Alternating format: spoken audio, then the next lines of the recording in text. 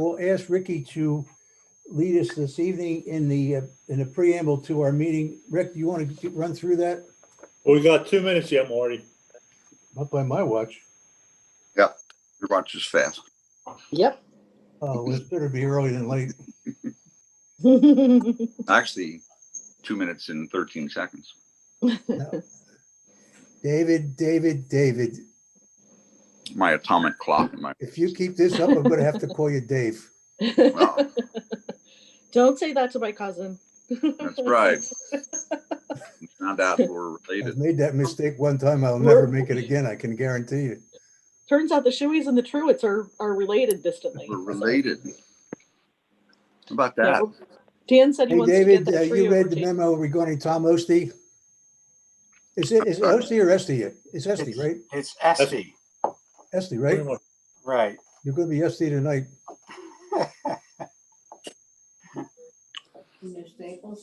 Caller that just entered the meeting with phone number ending in 156, can you please unmute by hitting *6 and state your name? Hi, it's Caroline Hughes. Hi, Caroline. Hello, Carolyn. This Hi. is Marty. Hi, Marty. What do we got, Rick? You ready to go? 1 more minute, Marty. 1 more minute. Oh, damn, time goes so fast. What, do you got a date or what? I think he does. Ricky has to go home. Ricky has to be home before 8:30. Ricky's home. Ricky is home. There's no Ricky's- football, no baseball tonight. No, I'm not sure I know how to drive a car anymore. 7 o'clock, Marty. Yeah, So, you're on, Rick. So going through the ground rules, we've asked participants to call in by 6:55. Participants are asked to identify themselves when they call in, or at least before they start speaking. The public will be muted while the board is talking. For each agenda item that requires a board vote, the public will be given an opportunity to comment. Persons, if they want to comment, must state their name, and they can only speak one at a time. And comments or questions can be submitted via email to info@eastgoshen.org, and then Sue can read them. And if you're watching the program on the meeting on YouTube, you should ask that you turn down the volume. So, Marty, you ready to go? It's on. Hand off. Good evening, everybody, and welcome to the Tuesday, November 10th meeting of the Board of Supervisors. I would ask everybody to either stand or sit respectfully as I will recite the Pledge of Allegiance to the flag. I pledge allegiance to the flag of the United States of America and to the republic for which it stands, one nation, under God, indivisible, with liberty and justice for all. David, you want to do a moment of silence? Thank you, Marty. Yes, I'd like to ask for a moment of silence.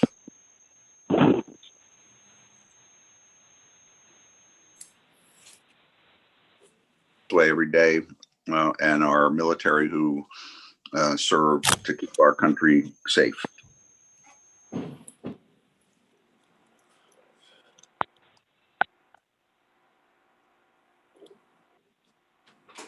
Thank you.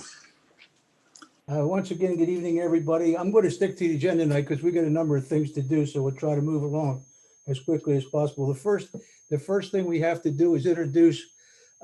Oh no, Kristen Camp is not here. I forgot about that. She's busy tonight, and in her place is Tom Esty, and Tom will lead us through the hearing for the pipeline saturation ordinance. And at this time, I'll turn the meeting over to Tom.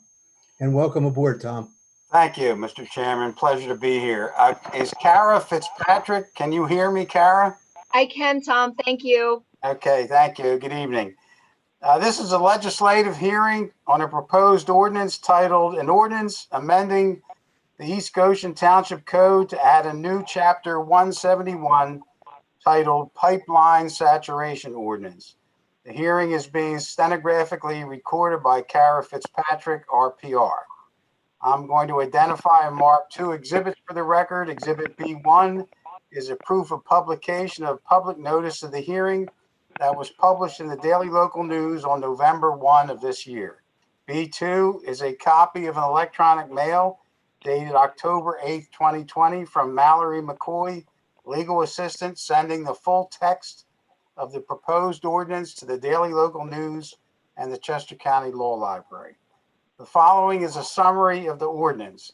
The ordinance recites as background certain provisions of the Pennsylvania Constitution and the second-class Township Code related to the rights of the people and protection of the environment. It also recites that existing pipelines in the township are located in close proximity to residential dwellings, businesses, life care facilities, churches, and schools, and also recites that the construction of new pipelines is disruptive to and violates the rights of township residents. Section 171-1 defines terms used in chapter 171. Section 171-2 prohibits the construction of new natural gas pipelines and hazardous liquid pipelines after the effective date of the ordinance. Section 171-3 permits the replacement of existing pipelines in the same location that they exist on the date of the effective date of the ordinance.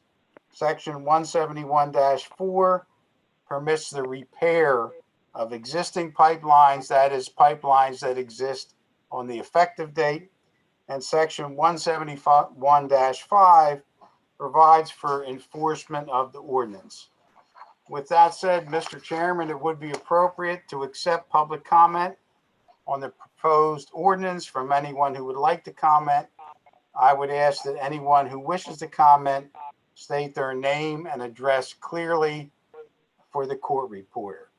After any public comment is received, the board may consider a motion to enact the ordinance. Thank you. We'll let the folks comment first if there is anybody, and then we'll make a motion, and then the board will have a chance to comment. Susan, is there anybody that's going to comment? Please unmute yourself and comment. Russ, it looks like you unmuted yourself. Would you like to comment? I do have a real simple question. Is the public notice that was sent out? Can you Spell please your state? name for me. Can you hear me? I need to know your name and the spelling of it. Yeah, Russ Frank, 451 Gateswood Drive. You okay, Kara? Yep. Thank you. Okay, Russ, go ahead. The notice that was put out said it was published on November 1st. For a public hearing, aren't they supposed to be put out more advanced than 10 days? No, an ordinance of this type, which is not a zoning ordinance amendment or a subdivision and land development ordinance amendment, only needs to be published one time at least 7 days before the hearing. Okay, then is that something that Constant Contact should have sent out prior to this? I'm I don't sorry. know. What do you think? Contacts, I didn't understand your question. I guess it's more directed to the BOS people. That with that Constant Contact, was that put out there before today's notice? Why do you ask that, Russ? Because this is the first time I saw that, or I guess Friday when you put out the business meetings. That's the first time I saw it. I thought it was a little unusual to put it out so late for a public hearing. This is Rick, and it was announced at the last board's meeting on the, I guess was the 20th, that the board would have a hearing this evening. It was put in the agenda. The legal requirement was to put the notice in the Daily Local News, and we again posted the agenda with the information in it like we normally do on Friday. Okay, sorry about that then. Yeah. Anybody else, Susan? Bill Wegman, would you like to state your name and your address and make a comment? You're unmuted. Did you have a comment? Susan, can you hear me? Yes. Yeah, no, I did not chime in with a comment on that. We have the task force meeting on Thursday. I'll have comments then. Okay. Lex, did you ask to make a comment? No, this is Lex Pavlo. Can you hear me? Yes. Yeah, 611 South Speakman. I think I'm a fan of the ordinance, having brought it up 3 years ago. So, albeit 3 years after we brought it up to you all, I think it's great that it's getting done. So, thank you for doing it. You're welcome. Carrie, I don't think you got the name and address, did you? I didn't get the street name. 611 South Speakman, Speakman Lane, Okay. Westchester. Thank you. Thank you. Anybody else, Susan? And Caroline, I think you unmuted. Do you have a comment? Caroline Hughes. Hi, Caroline Hughes, 1101 Amalfi Drive. I think that Get there, Carol. I just wanted to say, Wait a minute. Did you get that, Carol? can you hear me? Yes, Thank we're okay, Carol. Go ahead. Okay, I just wanted to say that I'm glad that this is moving forward, that I think it's important given the amount of pipelines that we currently have in the township and how saturated we are already. And, hope that moving forward, this gives future operators any pause for coming through East Goshen Township. We should all hope. Is there anybody else, Karen? Marty, nobody else has unmuted at this time, Okay. and you have no emails. Is there a board member ready to make the motion with respect to the new chapter 171? Yes, Marty, I'd like to move that the board vote in favor of an ordinance amending the East Goshen Township Code to add a new chapter 171 titled Pipeline Saturation Ordinance. Thank you, David. Is there a second? I'll second it. Michelle Truitt? Seconded. Is there any comments from any of the board members? I can only offer this comment that we know that we have 11 or 12 pipes in East Goshen, and we are directly on the route right from the north to the south to get down to the Delaware River. And we all have decided long ago that we've had enough pipelines constructed in East Goshen. We think it's fair for others to share our displeasure with that. So with that, Mike, is Mike here? Mike? Yes, hi. Good evening, everybody. Got Mike. done in East Bradford, and I'm ready to go with you guys.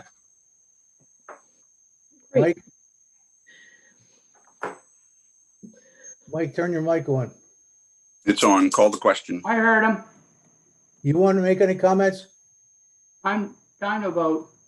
Okay, time to vote. All those in favor of the motion for new chapter 171, the pipeline. Aye. Aye. Michelle? I said aye. Michael? I didn't hear the presentation in the beginning, but since I was one of the initiators of the ordinance, I know what it is, and I am an aye. Okay, that's 4-0. No, it's 5-0 now. 5-0, Marty. Is there 5? Oh, I'm sorry. I can't. Yeah, 5-0. It's 5-0 is correct. I'm sorry, I can't count. Mike, I'm sorry, I missed you. I miss you too. We all miss you, Mike. Thank you very much, everybody. Appreciate that. The next item is moving down. Mr. Chairman, I'm going to sign off if that's okay. Me too. Thank you. Tom. Thanks, Thank Carol. you. Fantastic. Thank you for Thank coming. you. Bye. Tom, I'll see you. Thank you very much. Good night. You're welcome. Thank you. Thanks, Tom. Thank you. You're welcome. The next item is the chairman's report, and I need to announce that we met on October, or what's it, November 9th? November 9th. 9th to discuss an executive session, discuss a legal matter and a personal matter. Now, that said, in light of the fact that John Allshaw's resignation as Director of Finance, I will make a motion for the board to undertake the following actions. To appoint Chris Boylan as interim Director of Finance and interim Township Treasurer. Appoint Rick Smith as the Right to Know Officer. Accept the proposal from Minor Center at Lafayette College, a good college, I must tell you, to conduct search for the Director of Finance in the amount of $5,000 capped plus expenses. Accept the proposal from Inter-County Investigation to conduct a background check on a selected candidate for the Director of Finance position in the amount of $3,000. Is there a second? I would Second. second that. Michelle Truitt seconded. Mike Lynch Is there seconded it too. Are there any comments from the board? No comments from the board? I will call the question. We have to have public comment, don't we? Or do we not have to do that for the chairman? Michelle, Need public comment. is there any public comment? None? Susan, none? Nobody unmuted, Marty. I don't, it I will doesn't, call the nope. question. All those in favor of that motion to adopt those four actions that we have to take, I will, Aye. aye. Aye. Is Mike still here? Aye. Yes. 5-0. Aye. There he is. As we Next complete, item on the agenda, as we complete that action, I do want to thank and appreciate Chris Boylan in her new role. It's an important one for this interim period. Chris was on board with this last night for the municipal authority meeting. She was right on target and on point. Great. She's going to be able to show all that she has available, because we're going to see more of her of late, but she's got the skills and everything that we need, and the aplomb and the experience to conduct the business that we need to during this interim period. So Chris, good luck, and we're with you. Chris, I think just about everybody has now said something on your behalf. No, except for maybe John. John, you want to say anything?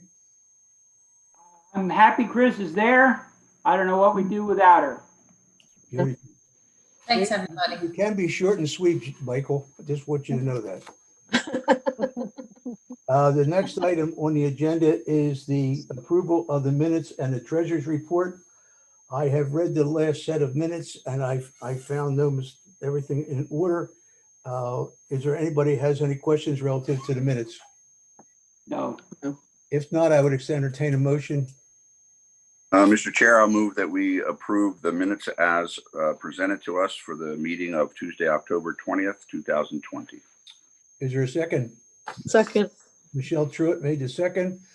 I will call is there any public comment? No. Is there comment from the board?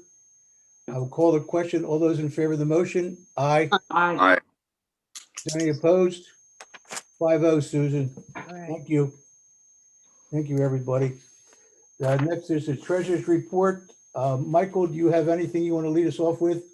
No, I don't. I really focused on the budget. So I'd look to Michelle or John or David or yourself, Marty, for any comments on any of the specific disbursements. And one real nice positive, it's not a tremendous amount of money, but it's real dollars. And that's the P card that we use, the Pliget P card.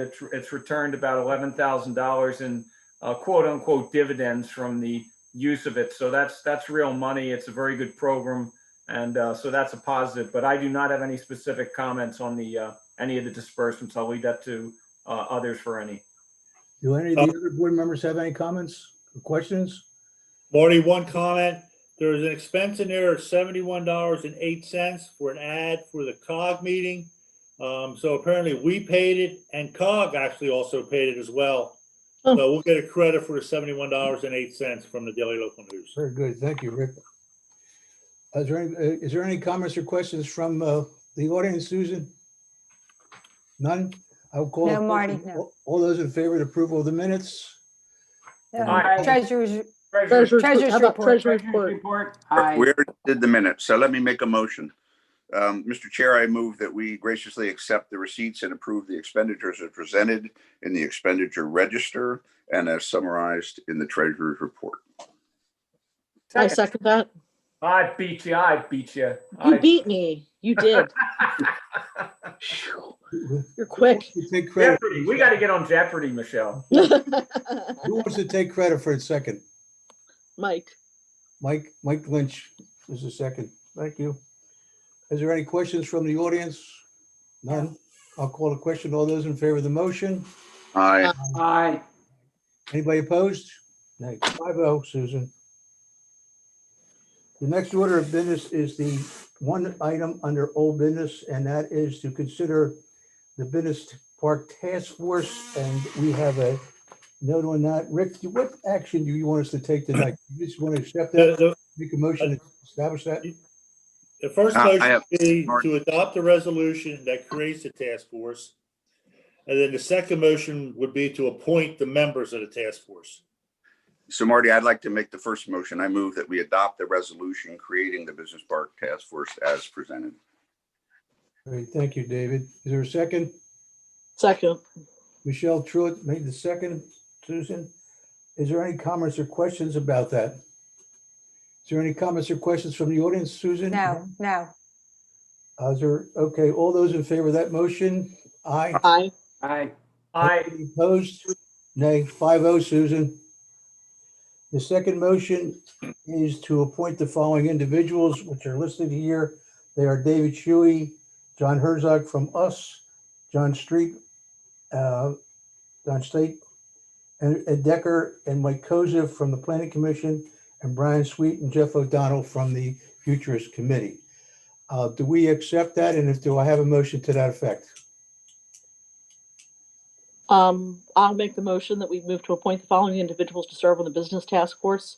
That would be David Shuey, John Herzog, John Stipe, Ed Decker, Mike Koza, Brian Sweet, and Jeff O'Donnell. Is there a second? I second the motion. Thank you very much. Is there any comments from the board? Susan, is there any comments from the audience? There's someone that unmuted with phone number ending in 475. Do you have a comment? No, Marty, no comments. Okay. Thank you. Call the question. All those in favor of the motion to appoint those 7 members to the task force? Aye. Aye. 5-0, Susan, thank you very much. The next item is the one that everybody's been waiting for, no doubt, and that is the presentation of the preliminary budget. For those that aren't familiar with this process, we must present the preliminary budget tonight, and then a month from now, at the first meeting in December, we will adopt the final budget, and that involves 2 budgets, really. One will be the police department's budget, and the other will be the township budget. With that, I'm turning the meeting over to Rick to carry us through the presentation of the budget, preliminary budget. Maury, thank you. One of John's last acts or tasks was to finalize the 2021 budget. And he says, obviously set high standards, and I'm sure he's going to take those standards down to Westtown. So can you change the slide? Certainly. Okay. So the highlights on this slide, essentially, unfortunately, we have a deficit of about $810,000. However, about $320,000 of that deficit is carryover expense from last year. So if you compare this year to last year, this year the deficit, projected deficit is about $500,000. Last year was about $465,000. The next slide. So some of the assumptions that we did, we used the Social Security cost of living adjustment. Our health insurance, believe it or not, is actually going down about 3%. Some of our other health insurance, our other insurances are down about 10%. And the other thing that we're doing to help minimize the impact or deficit is we're putting less money into the capital reserve account, about $100,000 less. We do have excess funds in there, and we're using those funds to help minimize or lengthen the amount of time our surplus will continue to carry us forward. Next slide, please. The earned income tax is essentially a little bit over, or back by a second, we're going to be a little bit less than what we budgeted for last year. It's still somewhat of a crapshoot. The real estate tax, basically we're keeping it flat, but there has been about $2.5 million worth of additional assessments in East Goshen. For what it's worth, last year we had 1 single family home permit for a new house. But people have been spending a lot of money on generators, pools, fitting out their basements. So a lot of, which raises their assessments, so which obviously helps us. The LST is more or less flat. The real estate transfer tax, we put it up a little over last year. We believe that there's still a lot of interest in sales, houses, and people want to live in East Goshen. Cable TV is going down by the wayside, primarily as people disconnect from cable. Next slide, Susan. So the biggest driver of our budget is the emergency services. Police are about 47% of the total budget. They're up about 8%. There's a number of reasons, but the biggest driver of them being up is the fact that of the arbitration award, where the step raises were adjusted upward to make us more competitive, and where the officers got, I think it was 3.25%, if I'm not mistaken, increases. On the fire department side, we are, along with our Westtown and West Goshen, are increasing our funding to the Goshen Fire Company over the next couple of years. As you know, they've been hit pretty hard, but we need to have a fire company. If volunteer fire company went away, it would be very, very expensive if we had to go to a paid fire department. And unfortunately, we're responsible for fire protection. Next slide, Susan, please. On the public works side, this is probably our second highest expenditure, but primarily we're going to be paving about 3.5 miles of road next year. Under our plan, your street in front of your house gets paved every 17.5, maybe every 18 years. If you live on Township Street. If you live on State Road, we'll get back to you on when they're going to come by. The snow, we lowered the snow down a little bit based on the weather forecast. But again, it's a crapshoot, but based on what they're telling us, it should be a little mild winter. The refuse, we're going to continue with the county e-waste systems and have the 2 recycling events. We found that these people need a way to get rid of the television sets and that type of stuff. Next slide, Susan. The administration was more like a catch-all. There's a lot of stuff in there, but the 2 biggest drivers for the increase this year are the $31,000 plus or minus for the radio booster ordinance, and this will allow first responders to talk and to actually talk to each other on the radios in our building. As you know, the board a couple of years ago adopted an ordinance that requires the business community to do that, and they are in the process. So obviously we're part of it, so we had to do it ourselves. We also have budgeted $100,000 to upgrade the financial code software. It's surprising that the interaction between the codes department and finance department on permits, bills, taxes, fees, et cetera, and last but not least, it reflects the retirement of myself sometime in June of 21, probably on about the last day of school.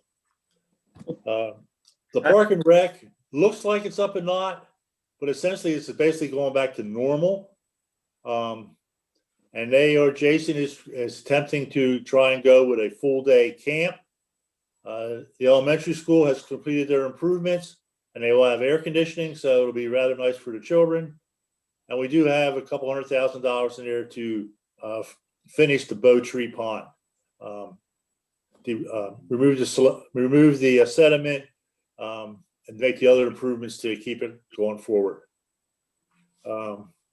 Nothing out of the ordinary in codes. Susan, you want to flip the slide, please? The ABCs, I let them know that essentially we're trying to keep costs down, and they've all stepped up to the plate and essentially reduced their major expenses. They will continue to function, but essentially it's basically business as usual to them, nothing out of the ordinary. Susan, next slide. Now, we did take some steps to cut some stuff. It was suggested that we do a community survey. The cost varied a lot. We did not include that. As you know, we are part of the Westchester Area Cog's Clean Energy Program, and we're looking about doing a clean energy consultant. We talked it over. We're going to attempt to do that in-house.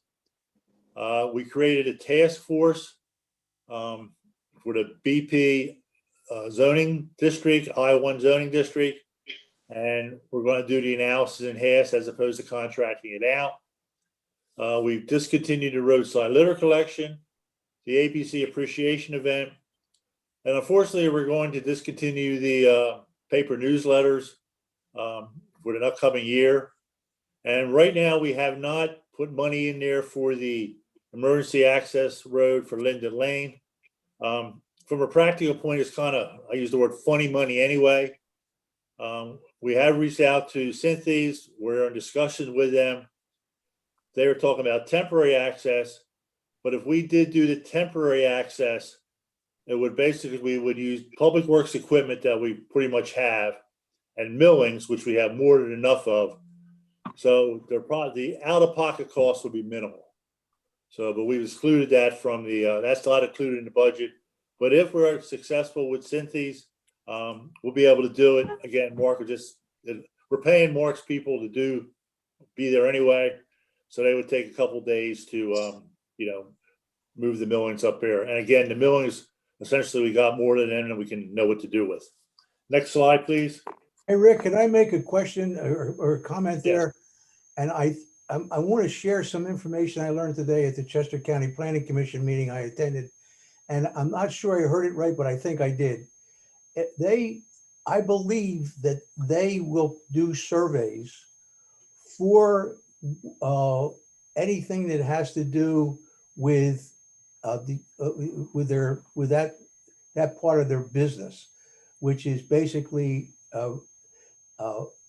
stuff that's built and so forth.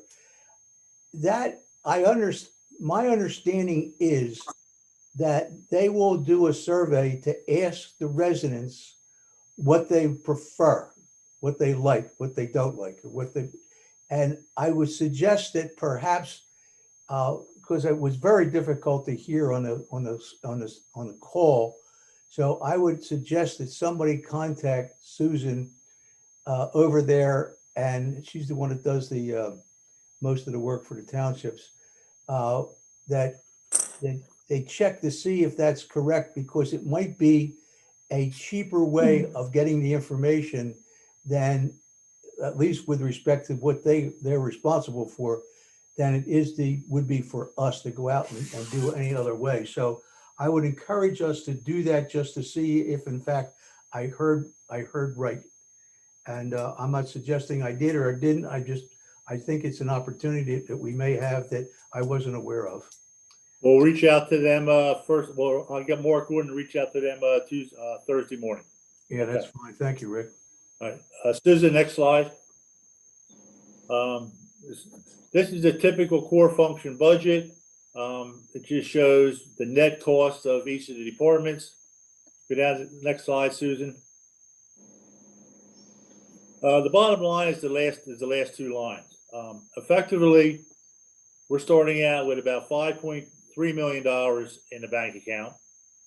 If everything goes to fruition and all the money comes in like we think it will, and we're right on target, we'll reduce that by about $800,000 down to $4.5 million. Rick, I think it's important to point out to everybody that the difference between those two numbers at the bottom represents the amount of money we're taking out of our fund balance to pay for the deficit. Correct. Yes. And of that, as I noted, about $300,000 and some change is stuff we deferred from last year. Susan, go one more slide, please. So this shows where the money comes from. I'm sure you've all seen this. It's probably no great shock, but 53% of it comes from the earned income tax.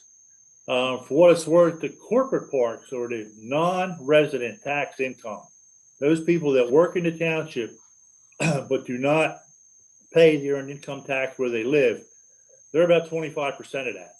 So the business parks, and obviously the school, maybe some of the smaller commercial side which is generated, but the business parks are the biggest generators of that tax. The real estate tax is about 21%, and obviously the other odds and ends stuff sort of comes in dribs and drabs. Next slide. This is a comparison of this year's proposed revenues to last year. Obviously, we're very close, but again, I think the proposed revenues are slightly down, or not put this way. They're a little bit different from what the projected year end, not much. We did not to make great assumptions that everything's going to bounce back like normal. Next slide, Susan. This is where the money goes. As I noted, about 47% goes to the police. If you add the fire companies, about another 5.5. So if you add the two of them together, obviously you're just over 50-some%. Public Works is the roads, and that's where Mark Miller and his crew come in, and that's the paving and all that type of stuff. And then admin is at 19, codes are at 2, and park and rec is about 7.9. So in reality, most, if not all, the park and rec expenses are offset by revenues. The park department, Jason and company, is actually they generate a lot of money, but they put a lot of programs on. Next slide, Susan, please. Susan? So we got a number of other state funds, and I'll go through them quickly. Next one. Susan? Okay, sorry. So the state liquid fuels, as you all know, when you put gas in your tank, there's a state gas tax. We get about a little over $500,000 from that each year. Obviously, with COVID, electric vehicles, that number is going down about 10% or 11% for next year. That money can only be used for things like road paving. A little bit can be used for equipment, but it's limited on what we can use it for. But trust me, we ended up using it on the roads. And again, we get the money, we put it in the bank, and then we pay ourselves back at the end of the year. Next slide, Susan. This is a capital reserve fund. And I would say that unlike a lot of municipalities out there, we are able to fund all of our replacement costs of our equipment. There is a surplus in there, about $600,000 as of the end of this year. And again, our thinking has been to continue to not fully fund it every year. And again, use that excess money in there to help lengthen the time before we'd have to do anything with raising taxes. Next slide, Susan. This just lists all the, I guess, the nuts and bolts of what we're proposing to buy. The a loader, some trailers for the Public Works Department. Susan, can you flip it again? Transportation fund. This money, we have it in two pots. One, it was money we got from a voluntary contribution from developers back in the 80s and 90s. Now we have a little bit of more flexibility with that money. And then the mandated Act 209 money that we get from developers today, if they develop now, and we're restricted. And essentially, we do have a couple projects left to do on the mandated side, but they're at a future date. The big project for this year, 2021, will be the adding the extra lane on Food Road. So it'll be 2 lanes going towards 202. Our application is still down at PennDOT. Unfortunately, they are still working from home, so everything's slowed down. But West Goshen will include it in their bid for next year, and everything goes right, it'll take place next year. Susan, next slide. The sewer operating fund. Again, this is almost like this is the cost to operate and maintain the sewer system. The revenues are generated by the sewer fees, which are changed in April of each year. I would just add that we are very diligent about segregating expenses. And in East Goshen Township, if you're on public sewer, your dollars don't subsidize the township, and vice versa. If you're not on public sewer, either you have an on-site system or you live in Hershey's Mill, your tax dollars do not subsidize the sewer system. We are very diligent about making sure that this is called an enterprise fund, pays for itself. Next slide, Susan. Overall, they're up about $35,000. There's 3 projects that they're planning to undertake next year. One is the caustic soda project at the sewer plant. And that'll allow us to make the plant run more efficiently. The other is a ongoing program that we've started for a long time ago, where essentially every year we go out and we go in and reline the old asbestos cement pipes and brick manholes. As you know, some of this stuff was put back in the 70s and it does wear out. It's going on 50 years old. So we pick a neighborhood, we go out, we check all the manholes, clean the pipes, reline them if need be. And again, it's cheaper to pay. It's cheaper, like the Fran commercial. Pay me now or pay me later. It's cheaper to pay it as you go along. And then the last cost is we're going to put a bypass pump assembly down at Hunt Country. So in the event we have to bypass pump it, we can readily do so. Next slide, Susan. This is just some of their operating expenses, primarily over at the West Goshen sewer plant. Next slide. The refuse fund. Again, like the sewer, if you're on our trash program, your fees support the whole program. No tax dollars go one way or the other, and no sewer refuse fund goes one way or the other. You'll notice that we have been drawing down this fund. A couple of years ago, we realized that we had more money in the fund than we actually needed. So we are purposely been drawing it down by approximately $100,000 a year, thereabouts. I would add that we're currently in the last year of our contract with Aze Buzinski. So next year, in the summer of next year, we will start putting the bid package together to go back out to bid, and then go from there. Next slide. And again, to show you where our rates are, we're at $75. Obviously, we're less expensive in a couple and a little more in others. But if you go and look at these other municipalities and what they offer, we offer twice a week collection, once a week collection for recyclables, yard waste every other week, bulk waste once a month.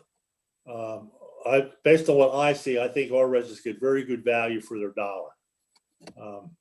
Next slide, please. The bond fund. So, as you know, the bond fund was paying for certain expenses, primarily the dams and the engineering on the for the trail. Right now, John's projecting the best estimate is that we've had $183,000 left. That's right now, it's not committed. Now, I realize, I guess it was 2 weeks ago, we submitted a grant application and we pledged that $183,000 as our share of the grant. But when we get it later on tonight, this comes up again in the agenda, but there's another grant application. We're going to ask and see if we get some more money for costs that we've already incurred. But that's the bond fund. Next slide, Susan. And again, this is just where the bond fund's proceeds are going. Again, they're all to the construction costs on the trail, or the engineering costs on the trail, and the Milltown Dam and Hershey's Mill Dam. Side note on Hershey's Mill Dam, they expect to be in there Friday to start cutting down trees, and actually come in on Monday and start putting up the soil erosion, that kind of stuff. So work will be starting at Hershey's Mill. Next slide. Again, some more odds and ends on this on the bond fund. We do have an issue with West Goshen. There is essentially, based as I understand it, they intend to make improvements to the West Town Way pump station that were not originally contemplated. The authority has had their engineer look into it. We're going to meet with West Goshen because in my personal opinion is I don't think we should have to pay for these improvements, but we're going to meet with them and see what we can work out. But push comes to shove, if we do have to fund some or all of them, John has identified 3 different ways we could do it, and we can talk about that a little later on after we nail down the number. Next slide, Susan. The municipal authority, As you know, they're basically a municipal corporation, so they're a totally separate entity. They essentially are going to start the year with about $25,000 and finish up with about $25,000. They will pass their own budget, but basically it's almost a wash. We fund them. They essentially own the sewer system and basically oversee that aspect of the operation. Next slide. Rick, if I could add, Municipal Authority did pass their budget last night. Okay, good. Thanks, Chris. I was going to mention that. Thank you for saying that. Good. Yeah, you're welcome. And there's their information. Susan, keep going. Capital reserve, like we have for the township equipment, we do have a capital reserve fund for our sewer stuff. Essentially all the stock, the pumps, the generators, the blowers, presses and stuff, we put money away to replace. We do not replace the actual buildings per se or sewer plant itself, but all the equipment we do replace, and there are expenses scheduled for next year. Next slide. And primarily these are, we're going to replace the mag meter or the meter at the Hunt Country Pump Station. We have a lot of meters at the station to measure the sewage flows, and we use them to track infiltration. If the flows go up in a certain area, when it rains, we know that perhaps there's some I&I, and then we're going to look at it. We're going to replace the muffin monster, and the muffin monster is a device that grinds up whatever comes into the pump station. It's amazing what goes down into a sewer, but the goal is to grind it up before it clogs up or somewhere down the line. And again, we're going to replace the flow meter at Ridley and replace one of the filter feed pumps down there, which was deferred from last year. But the money, good news is the money is available for these projects. That's why we have the capital reserve fund. Next slide. The operating reserve fund, again, this is like the savings and rainy day fund. We're fortunate that ours is fully funded at the 25% of the revenue that we're allowed by law.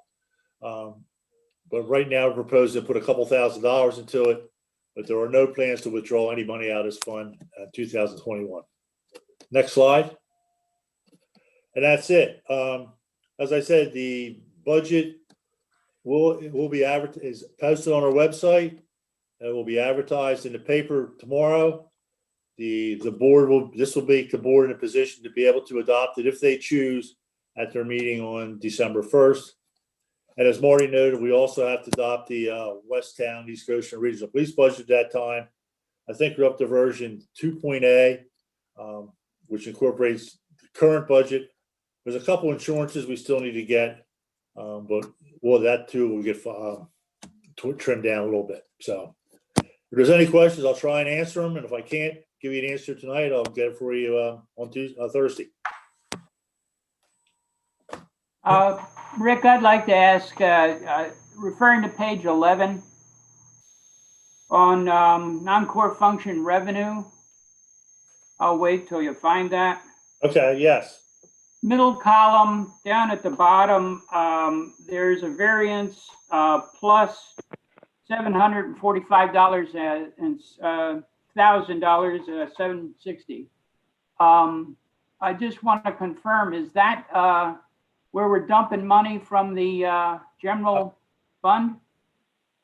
I do not believe so, because if it was under the adopted 2004 budget or 2020 budget, it would be a lot bigger. I need to follow up. I need to find out what that is. I'm sorry. Yeah, that's a huge jump from last year. Well, that's the jump from the year end. So it could be because we deferred stuff. That's why. But I'll find out and get back to you. I don't know. That's a good question. Sorry. I appreciate it. Thank you. I'm pretty sure of this, that there's a department that is going to change hands, and we're going to see that additional revenue this year, and that's what it's for. Now, the non-core function budget, I'm not sure if I heard the question right. There is this up above in the 5 core functions, there's some dedicated revenue that's associated with each one of those 5 services. The revenue that's the non-core function is that which is not coming in directly related to those particular ones. That is the real estate tax and all those other taxes that happen. That enables us to pay for the bulk of the township operation, because you can see, if you look at both pages together, what the revenue is associated with each of the five core functions.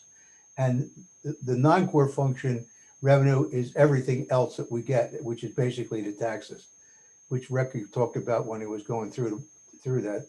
So, Well, that's all well and good, Marty, but it's $839,000 of other income. I'm just asking, what the heck is that? what the other income? Other income. Yeah, that John, I wish John was here, because when we were in a meeting with David and Rick, and he said that question will be asked by somebody. What is that revenue? That is the revenue for all other functions like interest and that kind of stuff that isn't dedicated, isn't accounted for in either some line item in the non-core function or something in the core functions. That's just the excess revenue. That's You're telling me at 1% we're getting that much interest income? I think I need to know more about this, and Rick, I'd appreciate more information.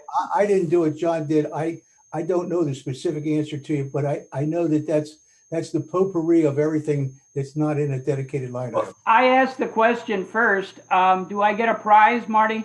Yes, you get to go home All early. right. You get to go home early before Mike.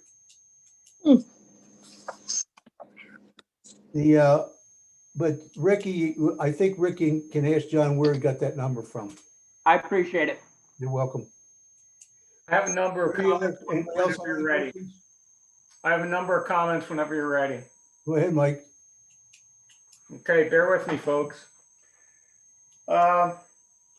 My concern with this budget, and Rick, I would ask, and I don't have it handy, I'd like to see the 5-year, I think he's done a 10-year, but at least the 5-year general fund budget projection. I'd like you to present that, share that with the board so we can take a look at the next 3, 4, or 5 years down the road. I'm concerned that we're developing here a structural deficit. And by that, is somebody going to interrupt me? What do you need? I have some sorry. I meant to be on mute. Sorry. All right. My concern here is that we look to be developing the structural deficit, which is essentially the revenues are not keeping up with the expenditures. And if we don't have the ability to cut expenditures, we've got to bring our revenues up. It's one thing to start to move down to decrease some of our fund balances, but you don't want to jeopardize the strength of our financial bigger picture by taking those down too far. Plus, we have policies to prevent us from taking our fund balance, particularly in the general fund, down too low. John Outshaw, before he exited, presented us with some options for balancing the 2021 budget. As I look through them, this is just me speaking, a number of the ones at the very top, 1 through 5, relate to staff and some changes there with COLA and changing positions or eliminating positions. Matter of fact, they run actually through 8 of his list of 24 different options. I can't support any of those. I think we need the staff that we have in place. I also think there are underlying issues with starting to play with individual salaries and wages. So I'm not sure the extent of how serious John was when he presented these, but they are options. I don't support those. There are a number of others that he's mentioned. I'm not a big fan of deferring capital items, but he's mentioned a couple here. Deferring the Bowtree pond dredging for a couple $100,000, deferring the replacement of the financial permit system for $100,000, I don't know enough detail there to say that should be a consideration or not. I'm just throwing these out, and let me finish my thoughts before everybody digs in. I didn't see too much beyond that, except the very last line, which extends beyond the options, which is increase the millage by 1/10 of a mil, which would relate to about $160,000 in revenue. And I want to stay on that point for a minute. We are going to need a tax increase sometime probably in the next 2 to 3 years. Some municipalities like the one-time, long-time approach until you absolutely need it and your back is against the wall, and you increase it a substantially larger amount than if you incrementally try and adjust and manage your deficits or keeping your balanced budget without using your savings. I'm not averse to a 1/10 of a mil increase this year is one of the options. I think that there's a possibility, if the forecast holds up, that we'll be able to internally save some dollars with our winter budget. That may amount to $100,000 unless we get a lot of sloppy storms and the fellows have to be out there and using materials. But there's a potential savings there that's already into the budget, and maybe the performance of the budget through that a lighter winter maintenance need could help us there. I feel like further reducing our capital reserve contribution to take it down another $100,000, since we're decreasing that fund balance. We feel it's a little higher. That could help bring us a little bit further close to a balanced budget. I also will continue to bring up the matter, and I know if John were here, he'd probably be disagreeing with me with some adamance, but we have the rainy day, what I refer to as rainy day, the operational reserve. We've got an $800,000 deficit. Why we don't take some dollars from that and reinforce this budget for the short term? Because again, if there's a structural deficit, you can't go at it with short-term band-aids. You ultimately have to improve the source of the revenue. And to the dismay of our residents, it will be a sell that we will have to do as elected officials and as staff in these next few years ahead to express to our residents the services that are provided, the operational efficiencies that we have, the smart financial management that we've had. But there comes a time in all budgets and all operations, whether it's a household, a corporation, or a local government, that you need to increase taxes. And the federal government should take a page from our book, because it's necessary. And to defer it and defer it and defer it, we don't have that luxury here. We have to have a balanced budget. But balancing the budget with fund equity, with our fund balance, is only going to last so long. And we can't take that down to a point where we are now in a zone of pushing against our policy for the fund balance being too low. And I think that this year we begin to take some incremental steps, whether it's a tax, whether it includes a tax increase, and possibly a deferral or two, like the Bow Tree Pond, possibly the finance software, et cetera. I don't know the details of that, and I don't want to cut staff's legs short if our system is not stable and not operating effectively. But my comments here tonight almost I would suggest, be of value for us to have a work session before our December 1st meeting. I know the advertisement will be out there, public comment will be coming through, but we can make certain adjustments. And if necessary, we may have to I don't even want to go the next step, but I think we can do better with improving the deficit with certain aspects that involve capital reserve contribution decreasing, a possible 1/10 of a mil increase in taxes, incremental, but start to send the message, and also a possible other couple of uses a couple dollars from the operating reserve fund to close this gap. We may get great performance next year, may get some of those unexpected real estate transfers, but I'm not liking the way this is looking. And again, coming back to the 5-year projection, I'd like to see that, Rick and Chris, and like you to share the current version of that. As I say, I don't have it handy, but share it with the board so we can at least understand what the current 5-year projection looks like. Those are some of my comments. I'm sorry to take up so much time, but I think there's a lot of important subject we still have to discuss with this budget. I'll make some comments. I had most of my input during I'm a member of the Finance Committee, so I'll let you know that, we started off with a $900,000 deficit in the initial run at the budget. And because of input back and forth between the Finance Committee and John and Rick, we were able to reduce that to about 600. So the options for balancing the budget is take 2 on that. Take 1, we already reduced a bunch of things. And then with the deferred maintenance added back in, it came back up to 810,000. So I think what we're presenting is a conservative budget. We're not, there's nothing frivolous in here. We've demonstrated a need for everything that's in this budget.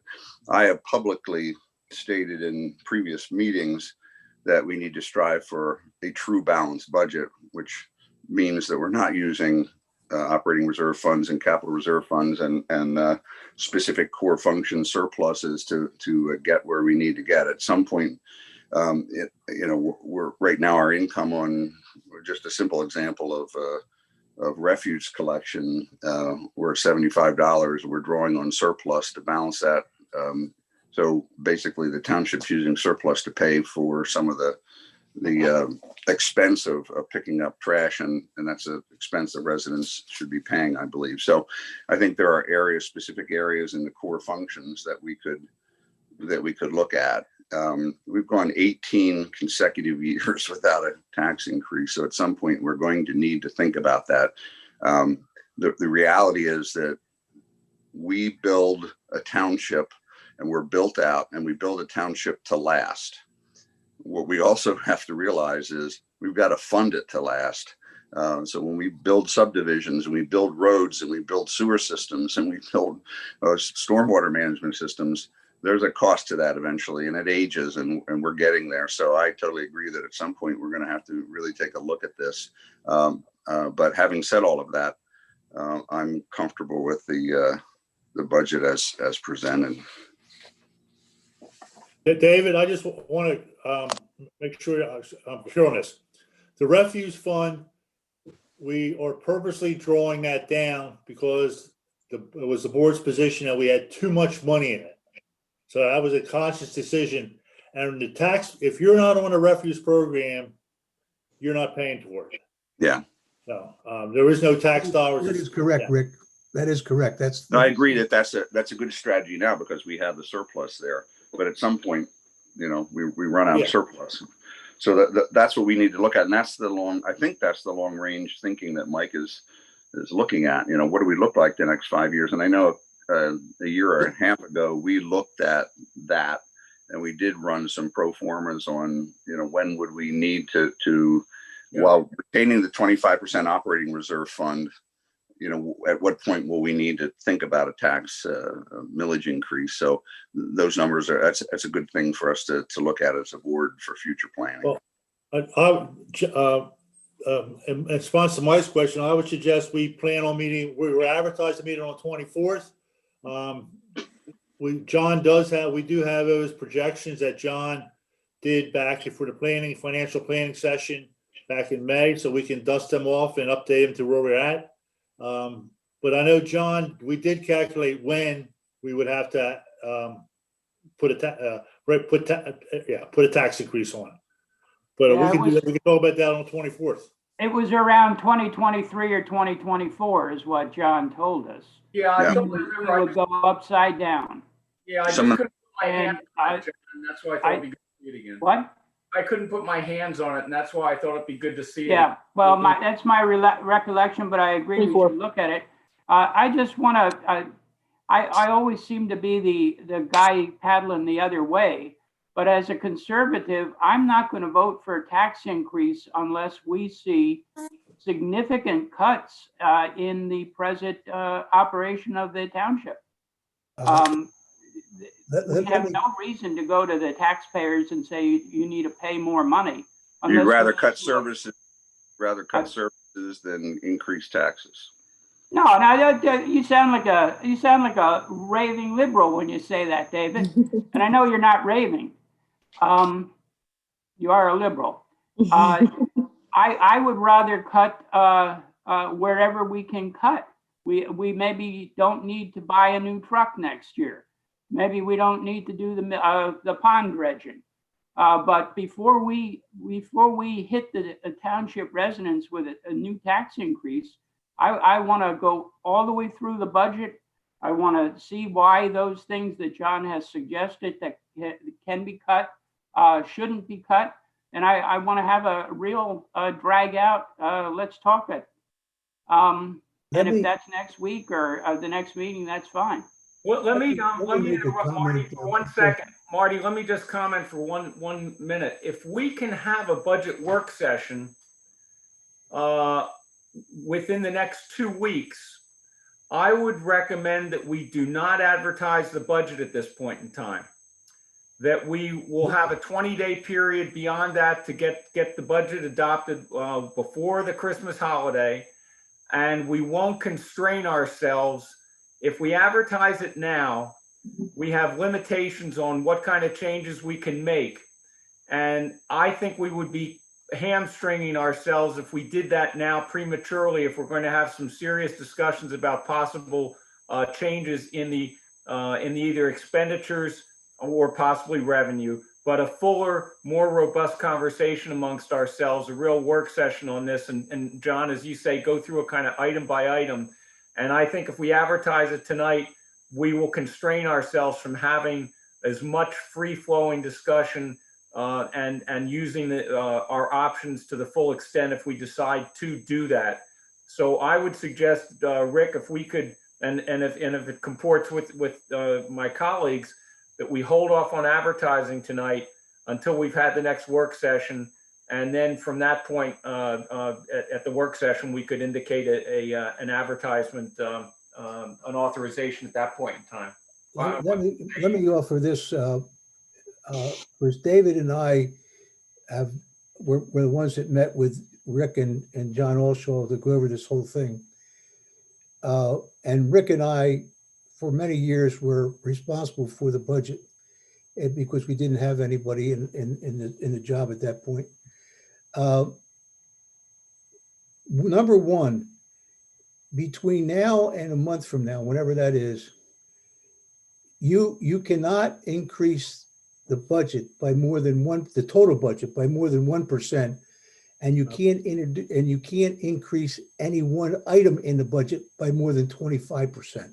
That's if we authorize advertisement tonight, Marty, and that's what I'm saying. No, I'm just saying that if I said that, I prefaced that by saying if we do, this is and it's the same thing that on the next time you got the same caveat. Now, I listened very carefully to what David said, because David and I were both there together. We both have our own thoughts, and John and Rick have their own thoughts. He was right on target.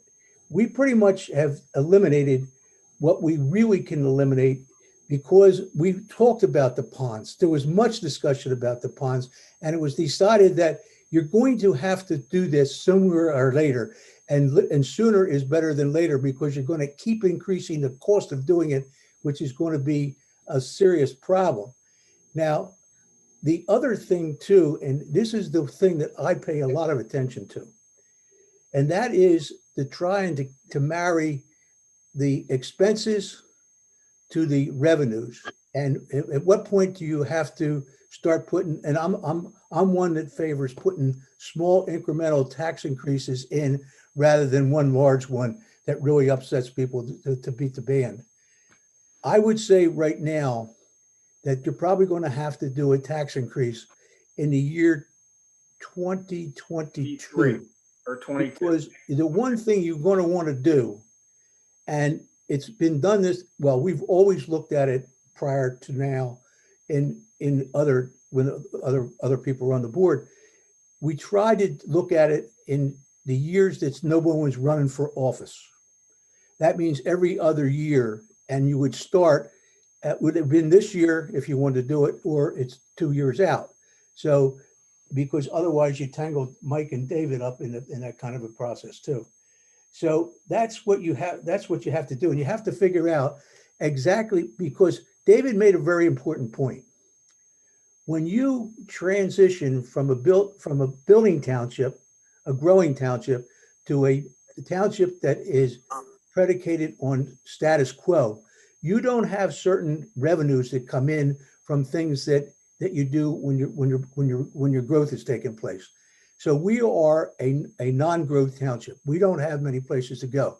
We also have an outstanding reputation. You heard that from the guy that's doing the work for us. You're looking for a replacement for John, and you'll hear that from other people too. Now, what you have to be careful of, you can't be so fixated on the expense side without looking at the total, because without looking at the revenue too, and the tax increases that are necessary to keep yourself in balance. Because if you don't do that, you're going to diminish the value of the properties, and the properties in East Goshen are what many people have, all they have. Now, some have more, of course, but some have just what they have in property. So this has been a characteristic of the way we've managed this all the way at a time.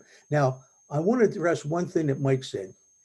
The capital reserve or the reserve account that has roughly $22.5 million in it. Operating reserve. Basically a rainy day fund. In other words, it's the last thing you use to take money from there and put it into the operating fund, because that is truly the last dollar that you have. Now, what John has done is he has married the reduction in the balance of the fund balance and the capital balance, so that at the end of time, they both are going at the same time, because you are not going to have surpluses, period, evermore. You're not going to have them, because you can't, because the expenses exceed the revenues, and therefore you gotta have small tax increases along the way, or you won't survive, because there's no way of increasing some of this stuff. Now, the other thing too, you have to be very careful. When we did the long range planning, we did it in May. May was early in the pandemic thing. We don't know what really is going to happen next year. And it's going to be very difficult to try to figure out what's going to happen next year other than what we've done already. And John spent a lot of time thinking about this. So I would tell you that I understand when you're new, you come on board, because I went through the same exercise. You figured, oh, I'm going to cut expenses. Well, sometimes you just can't do that. And you've got to keep going the way you're going, unless you hit a critical crisis, and then you got to do something drastic about something. But we went through that whole list of things that John considered that you could cut. And Rick on page 9 in the listed the things that we have considered, and in this budget, they are being cut or eliminated. So trust me when I say that we have, the four of us have come to the conclusion that the revenues that we need and the budgets and the expenses that we're going to incur are what's been presented. Now, that does not mean that you can't have your own ideas and you can't look at the budget yourself. But before you decide that to anchor something, you've got to make sure that you know what the long and short range problem is with it, and why the budget is based on what it is today, because you haven't had the experience yet that others have had to review the budget. Obviously, David and I did, because we had to. It's not something that someone's going to pick up and just do it unless there's incentive to do that, which I think John John Herzog it probably wants to do that now, and that's fine and should do that. And we four should have an answer for all that. But David, I will agree with David 100%. We can't make any decisions with respect to that. We can talk to John, and John can talk to us about what our thoughts are, whether we should or shouldn't, and this kind of stuff. We are not the ones that make the budget. John Allshaw is the one that made the budget. And it's unfortunate that he's not here now to answer some of these questions, but he's not. So Rick was the next one in line, and he did a good job putting all that stuff together because it's very complicated to do. And there's these extra things that we get. And John knows that this particular, I think it's an apartment, I'm not sure about that, is going to be purchased. Well, you will get that money, and that's it. And we have done that in the past significantly, and we've always banked that money, which is why we have the funds in some of these balances now, and why some of them are spread out in different categories. But you can't say that you want to eliminate, you want to take another $100,000 off the capital reserve money and drop it down. When John has tried to marry that thing together so that it all comes together at the end when you run out, and then you're left with the capital reserve fund. And I will not be here after next year. Everybody knows that. But I will tell you, I will die hard if that capital reserve is in any way indented by taking money out to use it for an operating fund basis to balance the budget. At that point, if you take it out and you have a problem, somewhere down the line, whether you're here or not here, the people that are here are going to have one big time problem. It's going to be a large increase in taxes if you don't have something to counterbalance that, if in fact it happens. So I implore everybody to look at that very carefully. Look at the revenues, look at the expenses. And I think we should have the same as we need to have some conversation with respect to the how we do the salaries of the employees.